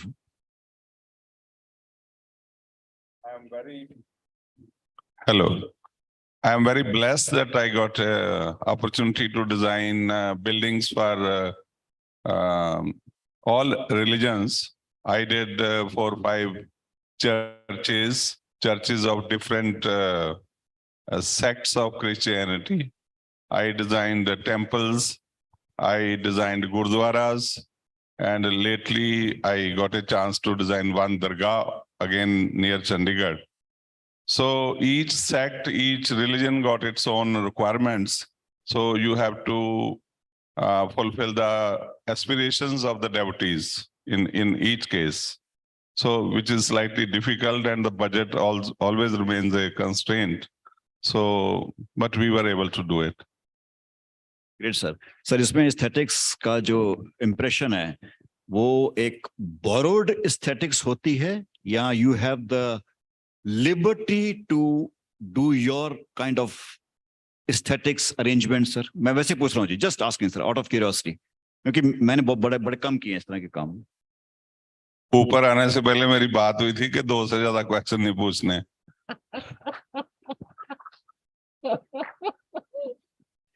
Yeah, this is a breach of trust.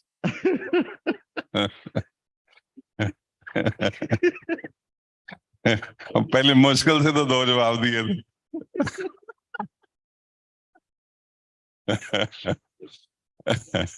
So what was your question? Yes. Sir, मैं पूछ रहा हूँ सर कि ये जो इस तरह की जो बिल्डिंग्स होती हैं, normally we borrow aesthetics.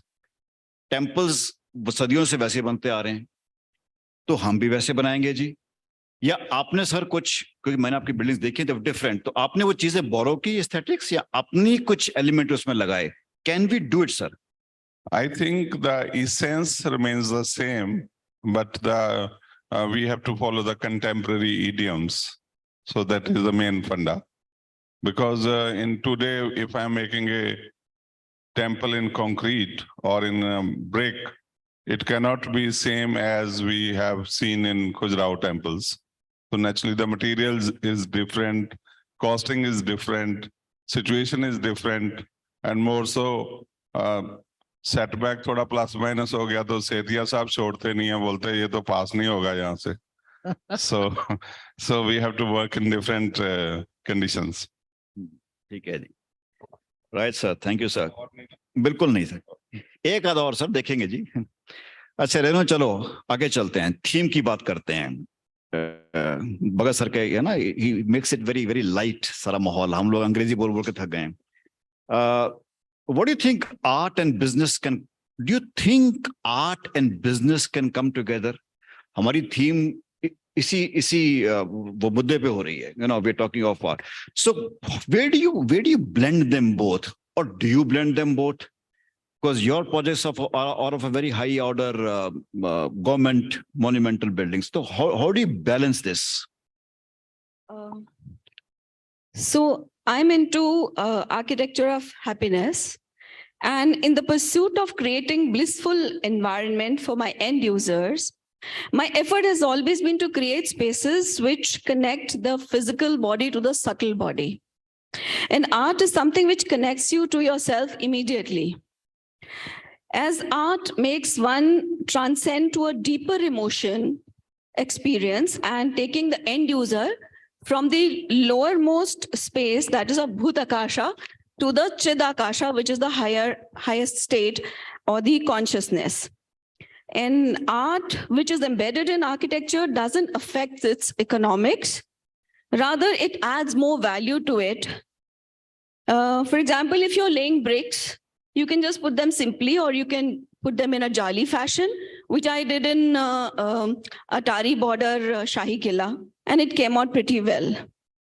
So there was this LIG housing also, which I did for Housing Board Haryana, where we created nice elevations in 325 square feet house. The fact is that the same house which we gave them for 80,000 rupees are now being sold at 80 lakhs. So, I mean, the value has increased. Also, like you talked about the war memorial, which I'm doing, and I think Amrit also talked about it. So in war memorial, the one Chappar Chidi that you have seen, I try to create the landscape of 300 years back, which defined the war strategy, which was the winning war strategy. So I created an experiential architecture over there. Presently, what I'm doing is 1857 War Memorial at Ambala, where this site was being used as a dumping ground for 150 years. So when we visited and we realized that we had to dig out 4 meters of the garbage on this earth, so we decided to propose a water body, and this water body would also enhance the memorial of lotus in it and with its reflection in the water.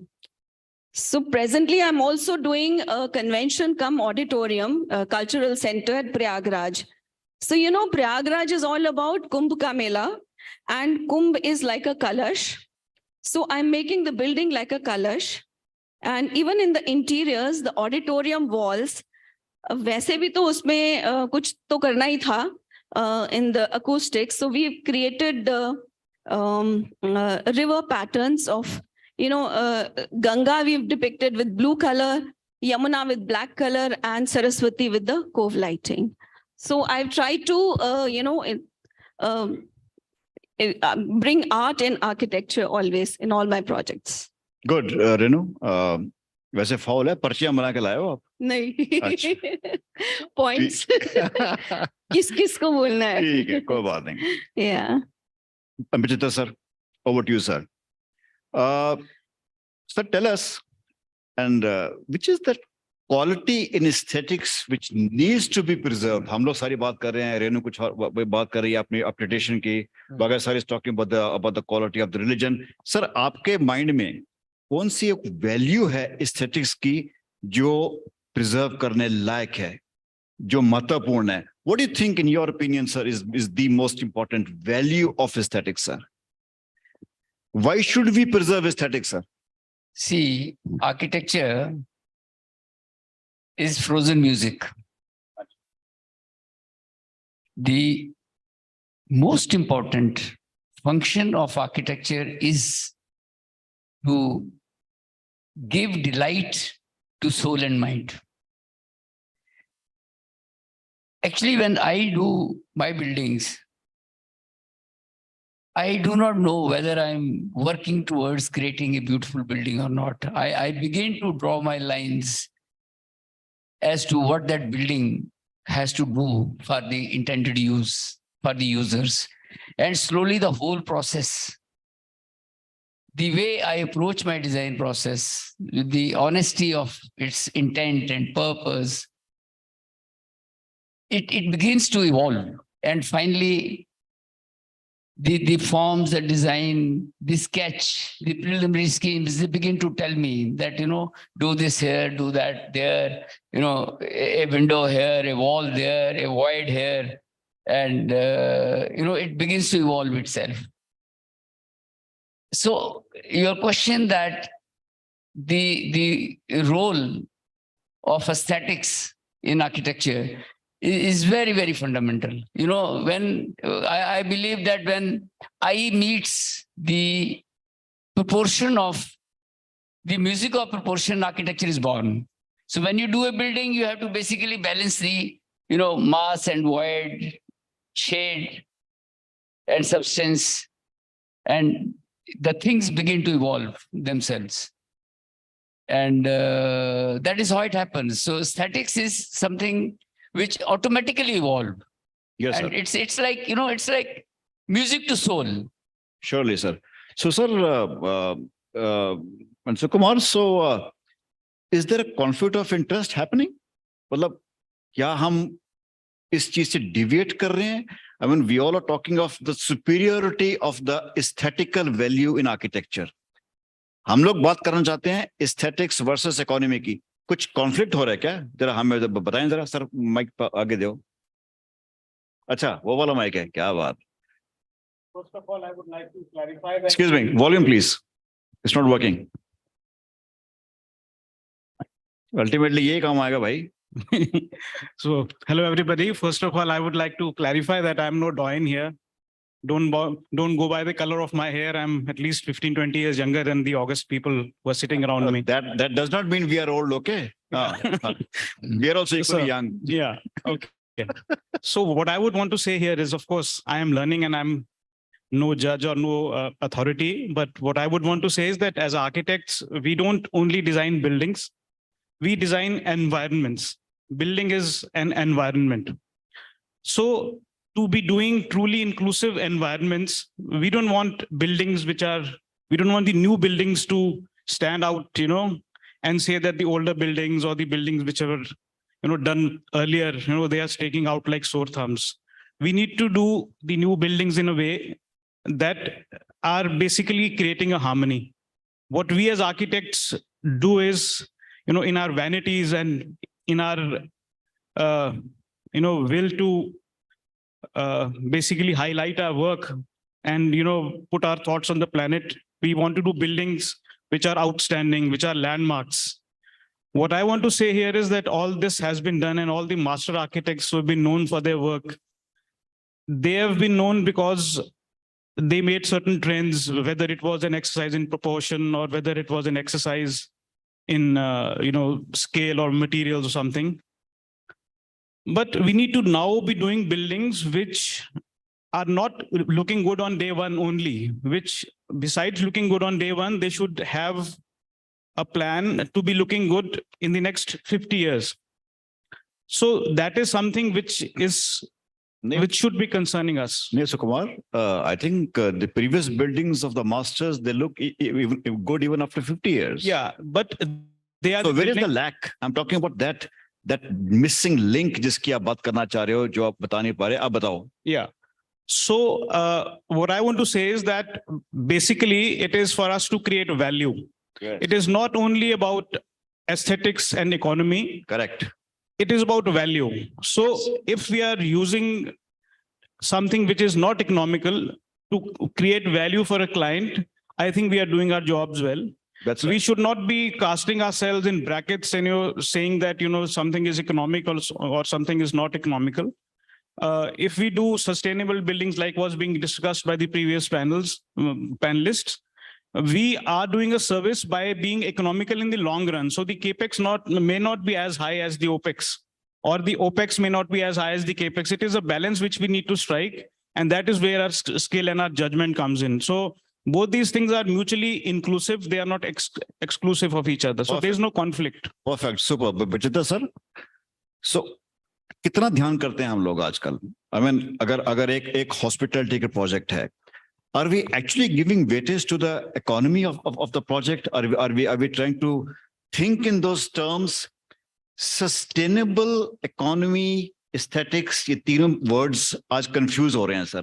थोड़ा हमें जरा बता दीजिए इसको जल्दी, ताकि हम इसको एक लाइन में लेके आए सर.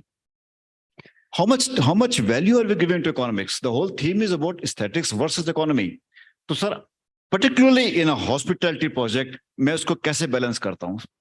देखिए, in a hospitality project, the luxury, the delight to the eye is very, very important. You know, when a guest enters a hotel lobby, you know, he has to be offered a very, very, you know, enriching, very delightful atmosphere. So there we have to choose materials which are, you know, rich.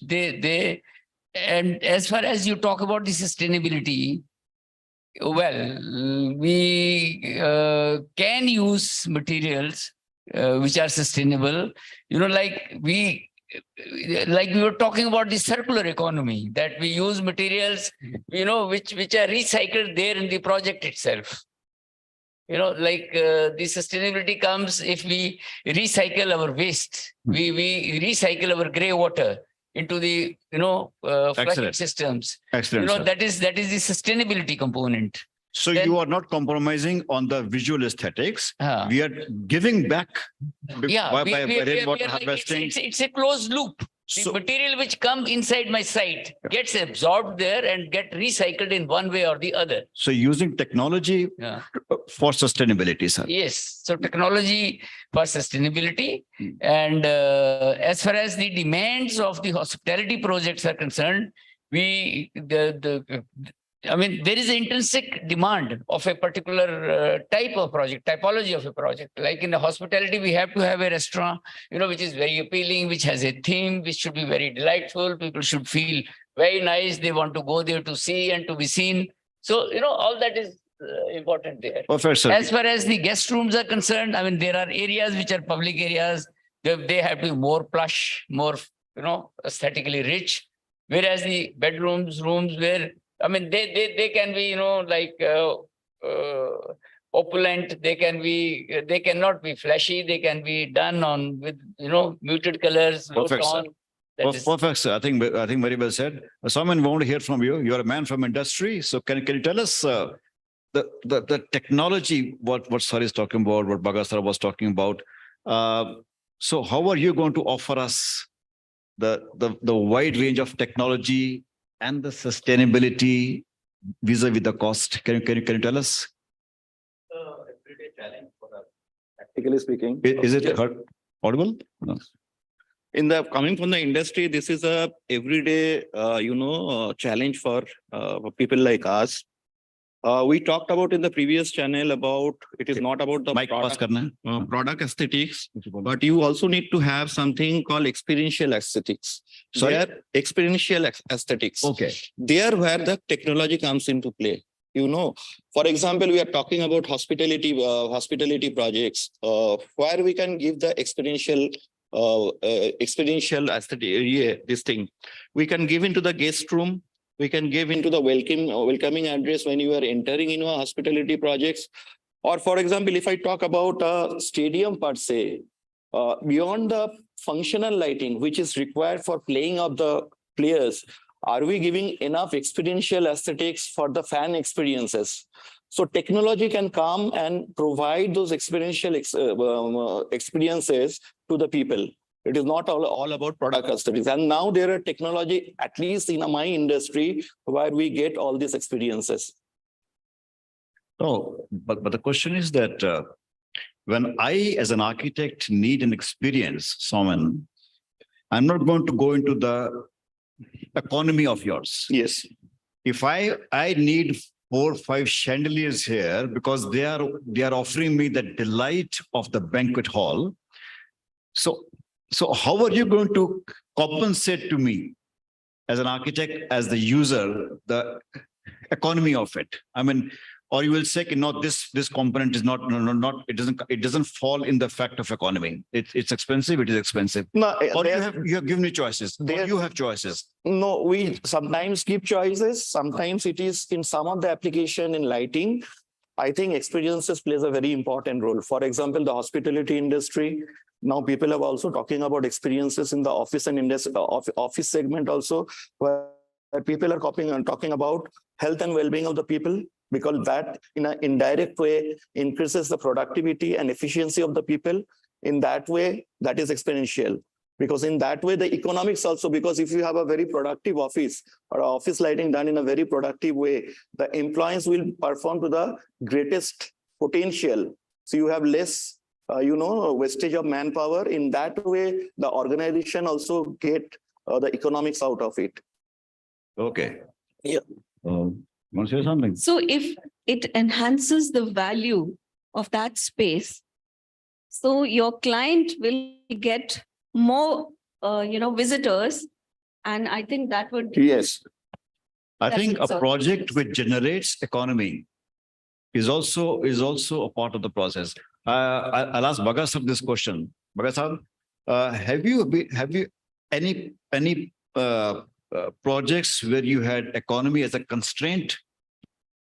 आपका कोई experience है where you were actually, give us an example where economy became a big constraint and it hampered your growth?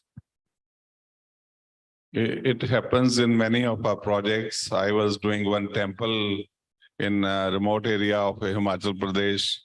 There was no shuttering available.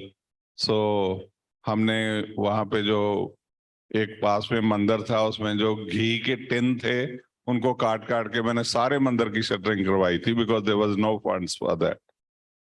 And in one of our interiors in Jalandhar, there were shortage of funds.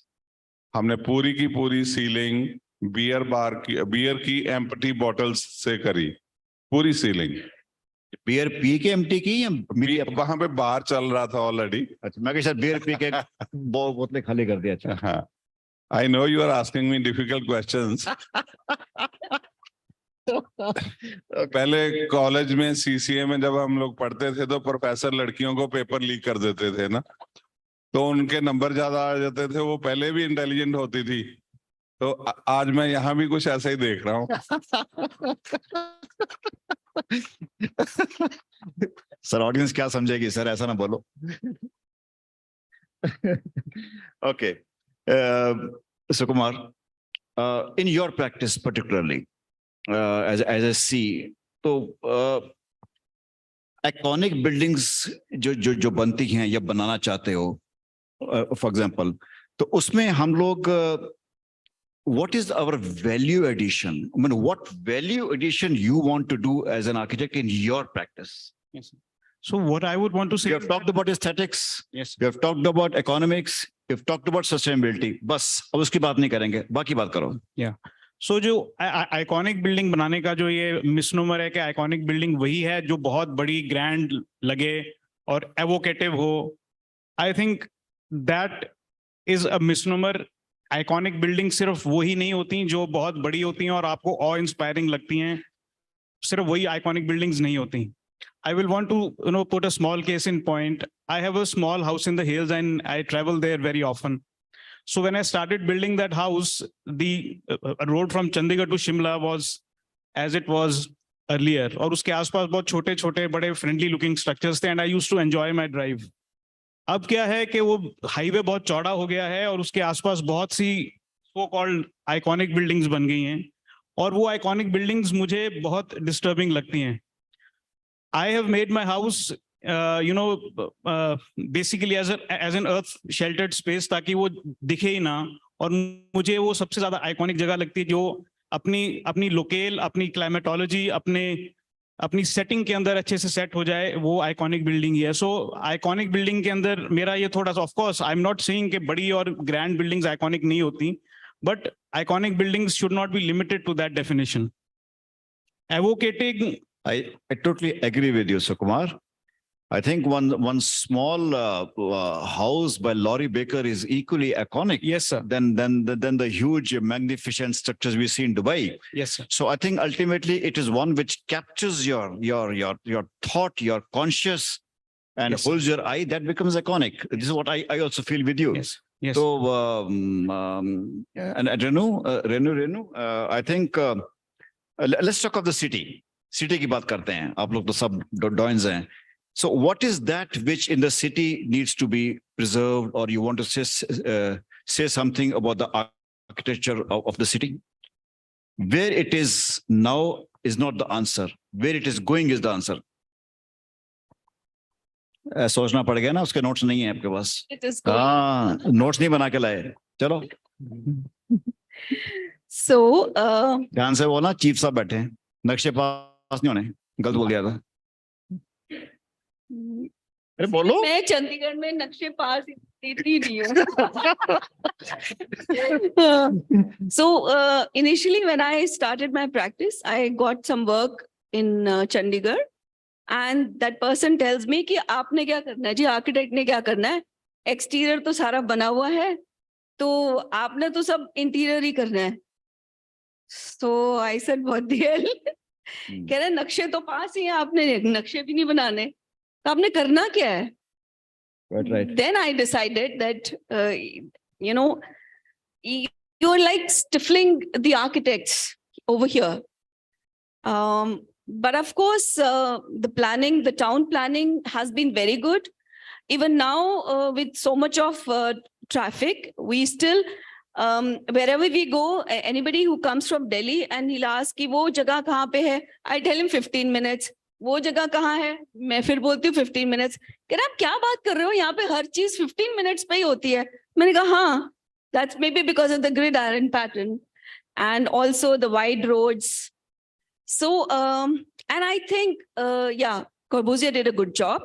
But when I studied about Harappan civilization, there too we had the same, you know, gridiron pattern. Streets were laid at 90 degree, right? And there were houses, two-story houses, which were built rooms around a courtyard, which was like climatically very good. It would create a microclimate.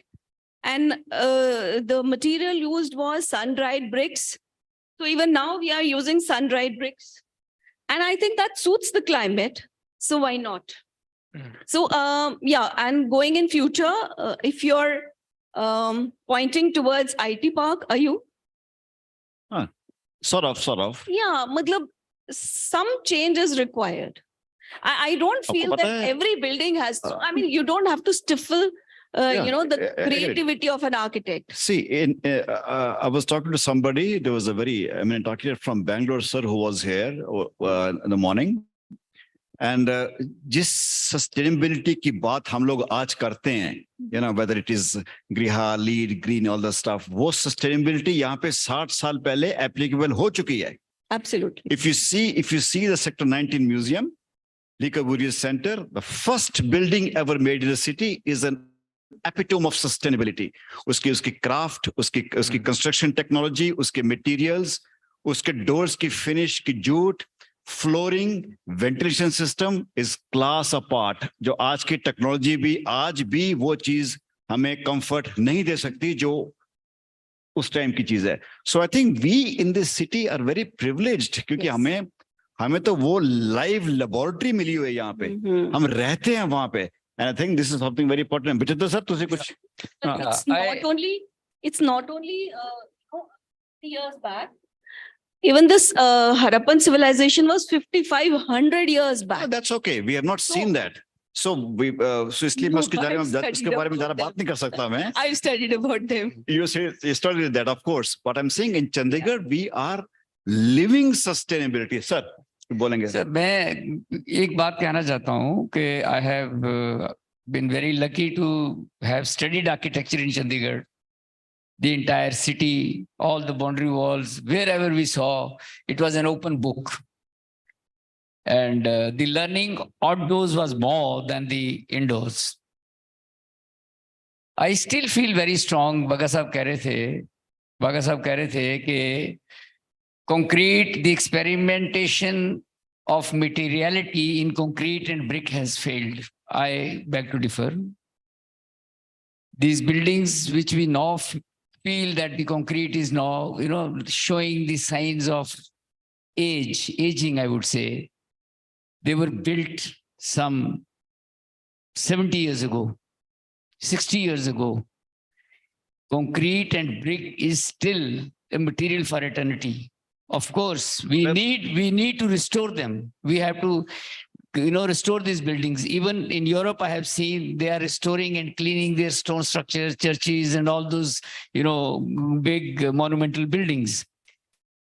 I remember on the Madhya Marg, there were some bus stops, with some modern materials, which came and went like that.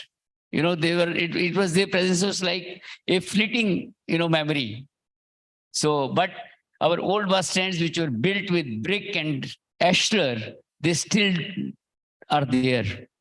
So it is very, very painful for, for us people to, one sec, to see these buildings coming up. When we approach Chandigarh from Delhi, you see buildings like Hotel Turquoise and all, they are like, all these buildings are, when we compare them in terms of materiality vis-a-vis concrete and brick, I do not say that we should not begin to modernize or interpret those things in modern idiom. But these buildings, I still feel like as if they are crying for attention. There is entity crisis. Look, I'm here. They're desperate. But our old buildings, you see, Secretariat, Assembly Hall, museums, colleges, university buildings, they are also peaceful, they are calm, and they are still inspiring edifices of architecture. Yes, sir. No, sir. When Bagasa was saying this, he was talking in terms of those buildings of religion where concrete was expensive. So I don't think as a person who is the doyen of Chandigarh can speak this. I think he was referring to the religious architecture buildings where you said that concrete was not applicable there. Sir, tell us about the city, sir. And you are you're always advocating, and you've written so many books. You're writing the third book also. So, sir, are you at par with the city's growth? हम इसी की बात करते हैं, sir. As the thing is going on, so are you okay with the growth of the city, sir? Or are you putting something extra in your third book? What is the relation, or what is the politics of architecture, sir? Can you relate all this? Syllabus se bahar ho gaya, sir.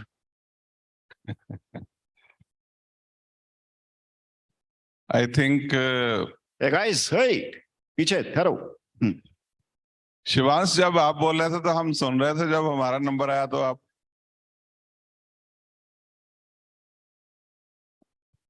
अभी तो असली बात शुरू हुई है, guys. भूख लगी लोगों को यार. सर सडन हो गया. भूख लगी हुई यार, बस करो. 5-10 मिनट और, please. हाँ जी. Yes, sir. When you see any book on architecture, whether it's by Doshi, it's by Kanvende, or by anybody, तो उसमें एक चीज देखने को मिलती है कि वो इतने बड़े-बड़े प्रोजेक्ट्स हैं, इतने प्रेस्टिजियस प्रोजेक्ट्स हैं, जो हम लोगों को नॉर्मली देखने को नहीं मिलते. So, I was studying that जो masses हैं, जो common architects हैं in smaller towns, how will they learn architecture? How will they understand architecture? Because by seeing Doshi's books or Kanvende's books, neither you get that kind of a project, nor you get that kind of a construction agency, nor you have that kind of a budget. So I was working on a book from the last 10 years, and I tried to explain that the book is titled Form Follows Roots. This is my new book's name. Form borrows roots. Roots. And rules ke roots. Roots. So it will be featuring small projects, built in small towns, but comparatively they are, in my way of thinking, they are good pieces of architecture. And they will be all India or world over, or all India. All India. And so my next question was, what is the politics of architecture? I think politics is the mother of architecture, I would say, because no parliament can happen without political patronage. This Anandpur Sahib, what is the name of the project? Khalsa Heritage Complex. It cannot be built without the patronage of Badal Sahib. Without Jange Azadi cannot be built without political patronage. And the old parliament of Delhi was also built with a political patronage. I got a letter from one South Indian girl, professor. She says, sir, I'm writing my PhD thesis on political patronage to architecture. So she said, since you know a bit of it, you kindly share some of your thoughts. So I wrote a page, 2 pages and sent to her. Nowhere in the world good architecture has happened without political patronage. Excellent. Yeah. It has been since times immemorial. Hi, Sharpa. जब वो Kings होते थे तो architecture सारा वहीं flourish होता था, palaces बनते थे, म्यूजियम्स बनते थे. तो ये तो this has been happening always because wherever there is a resource, resource is very important for construction activity. So it has always been happening. Today we have different type of politics. That time we had different type of rulers. So when we say politics, Sangeet, Shilpa ma'am wants to say something. Shilpa wants to say something. She always wants to say something. Chandigarh is also product of political patronage. Chandigarh was built due to political patronage and it is struggling today because political patronage missing it. Surely. I mean, sirf ye bolna tha aapne. Sir, this is very, very interesting and very thought-provoking. Sir, ये हमें पता है. कुछ और बोलना? नहीं तो, I think we need more answers. Surely, sir. Sir, let's talk of Vista. It's the outcome of a biggest political patronage. I mean, I'm picking up wrong things, but then if you're talking of that, and it's designed in 6 months, built in 15 months, and it's there to see. I mean, it's something. It's the fastest. Actually thinking we are talking so much of iconic and like he also said ki choti bhi hai, badi bhi hai. Nobody is addressing the pink elephant in the room or the white elephant, whatever. We have a new parliament. Is it iconic? Yeah. Yeah, so Surely, many architects here. Ma'am, iske bade versions hain ji. People are, because it's just begun, so that there are a lot of people talk pro and con of the whole thing. A lot of people feel I'm unnecessarily getting more sensitive in the forum, but I must say this as a moderator.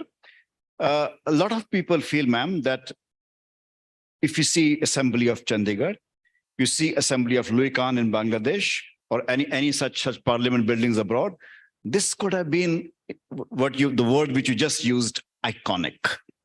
It could have been more eye-catching. It could have been more in those terms. Lutyens could make a building 100 years ago, which today is an emblem of the city. But aaj ke architect ne, I'm not saying that. It's just people's opinion. It could be something exponentially big. It could be something which is more dynamic in terms of architecture. So yeah, that Anybody wants to say something? Political pattern. So just to labor on this, yes, sir. What is stopping us? What was stopping him? I should ask him, the architect. I mean, everybody says if this project was given to, say, Mr. Raj Riwal or Mr. Doshi, if he was alive, or to Zaha Hadid or any such people, the outcome could have been very elaborate. Maybe to Renu Khanna also.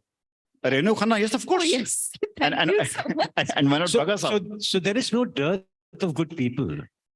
No, sir. We are not talking about the capability of Bimal as an architect. He's a very dear friend and a very good architect. And to do this in that 3-4 months is something very, very, So great. but that's also the leap of technology in construction and the way the projects, the timelines, and 100 other things. Sir, again, as Mr. Baga says, the politics of architecture was involved. It was meant to finish in 14 months. So you couldn't do something which was very elaborate in terms of technology. Sangeet, we finished Baba Banda Singh Bahadur Memorial in 11 months' time. Good. And Baga साहब ये कह रहे हैं कि रेणु खन्ना को काम मिल जाता तो शायद अच्छा होता. the building which we did in Maltipadpur bus terminus in Odisha, we finished that in 9 months' time because वहाँ पर वो नवकली बार शुरू होने वाला था.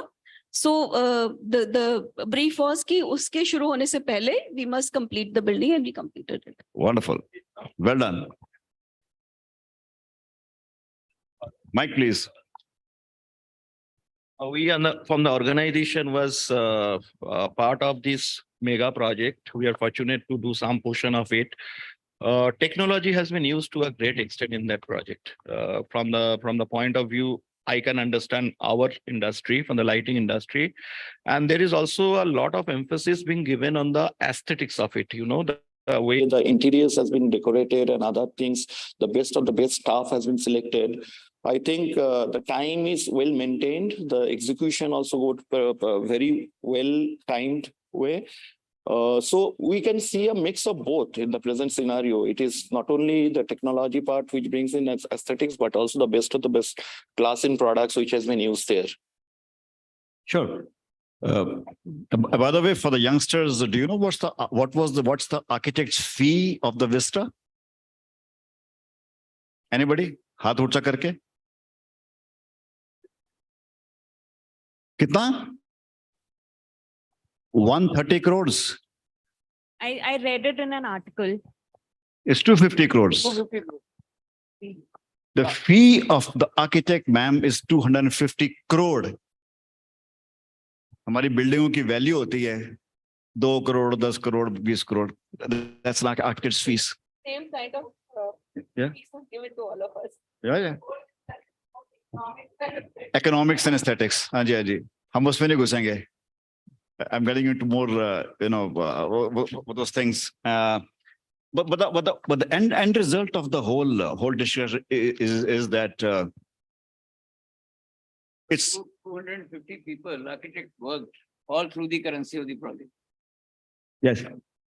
That is also important. No, sir. Obviously, he employed 200 people to make working drawings of those things. Is not easy. I mean, it's not easy. I mean, we should give the devil its due, and it's always the same. Yeah. No, as Mr. Baga says that it's all political will. Nehru ke mind mein ye na aata, to Chandigarh hota hi na.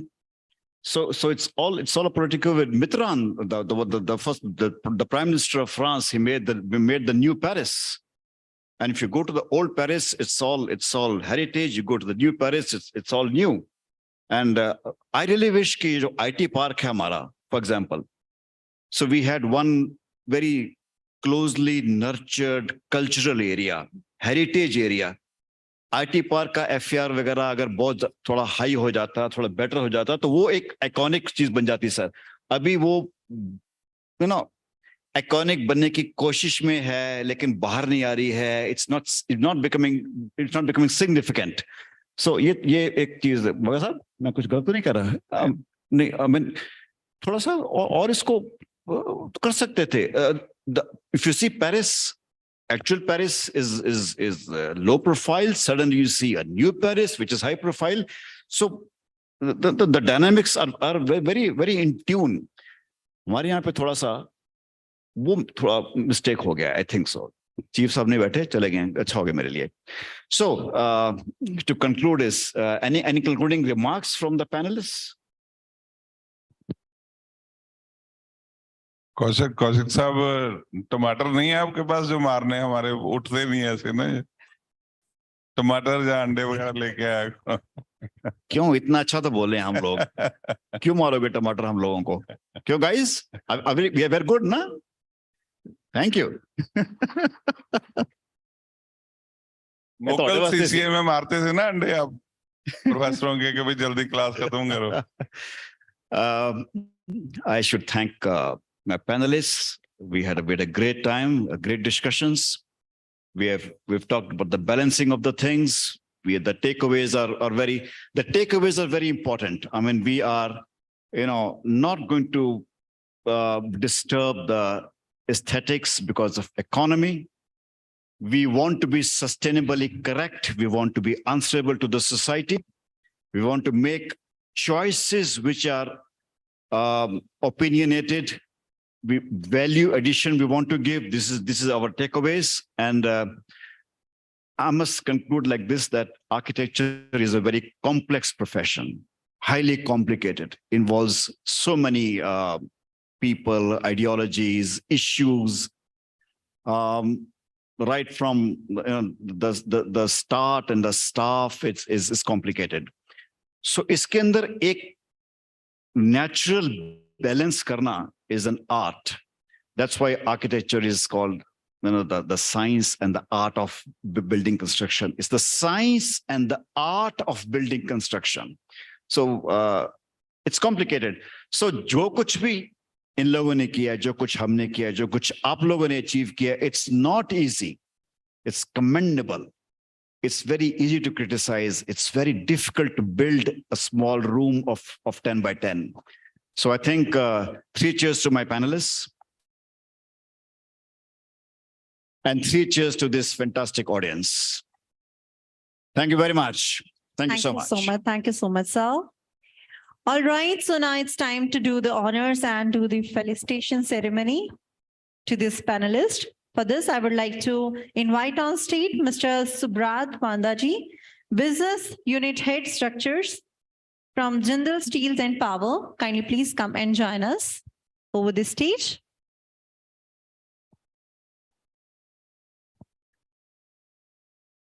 And the first audience we have is Bachitter Singh, Principal Architect, Bachitter Singh Associates. Can we have?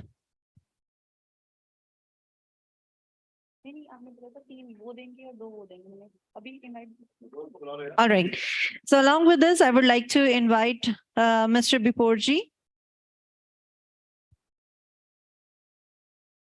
So can we have a big round of applause from Mr. Bibor Srivastav? All right.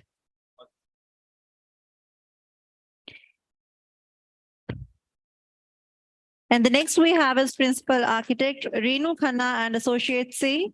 Renu Khanna, ma'am. Guys, ek baar zordar taaliyan, please, for everybody over here. Our panelists.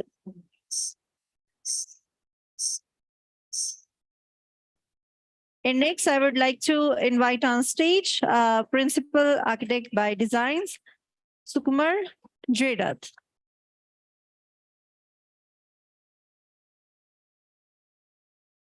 And now with a big round of applause, ladies and gentlemen, I would like to invite on stage Mr. Piyush Saurav, Sales Manager from Duro, to please kindly come and join us over the stage. Can we have a big round of applause, please? And to receive the honor, I would like to invite Soman Bhaumik to please come forward and receive this honor. His specification, sales and lightning applications signify innovation India. Taaliyan ki awaaz bahut kam hai. Please, can we have a big round of applause since we all are super packed. All right. And the next is, and the last we have is Surinder Bagaji, Principal Architect, Sakar Foundation.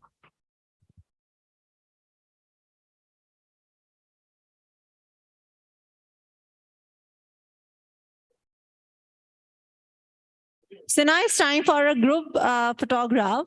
Let's come forward, everybody. Also now, ladies and gentlemen, and that's a wrap up design debate, a Chandigarh edition. That was a great session. And you have been an absolute wonderful audience. And I thank you for your patience.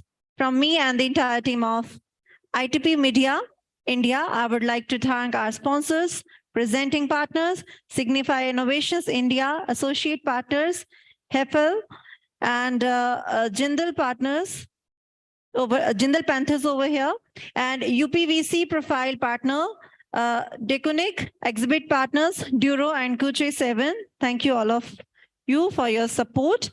And of course, I would like to thank our esteemed guests over here, our fantastic curator and all the panelists for taking their valuable time for this evening and making this evening a phenomenal evening. Thank you so much, everyone. Can we have a big round of applause for everybody over here? And finally,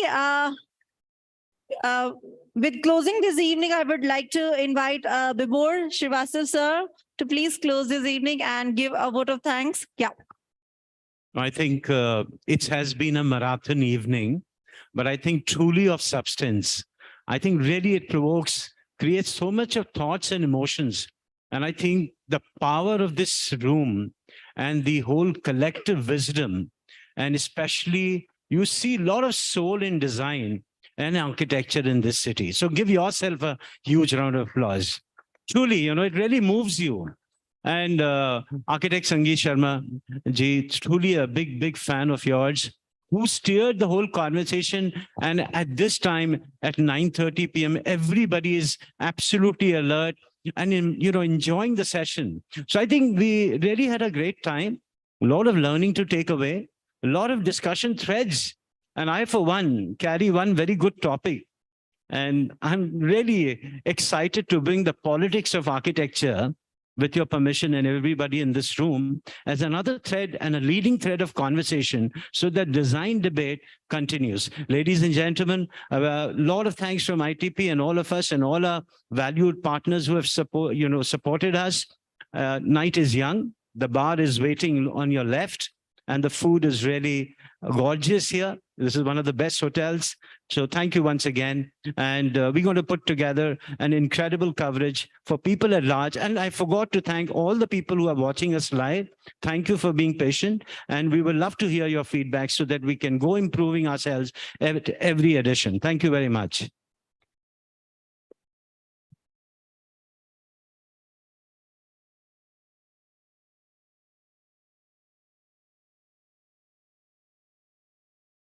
Pick one.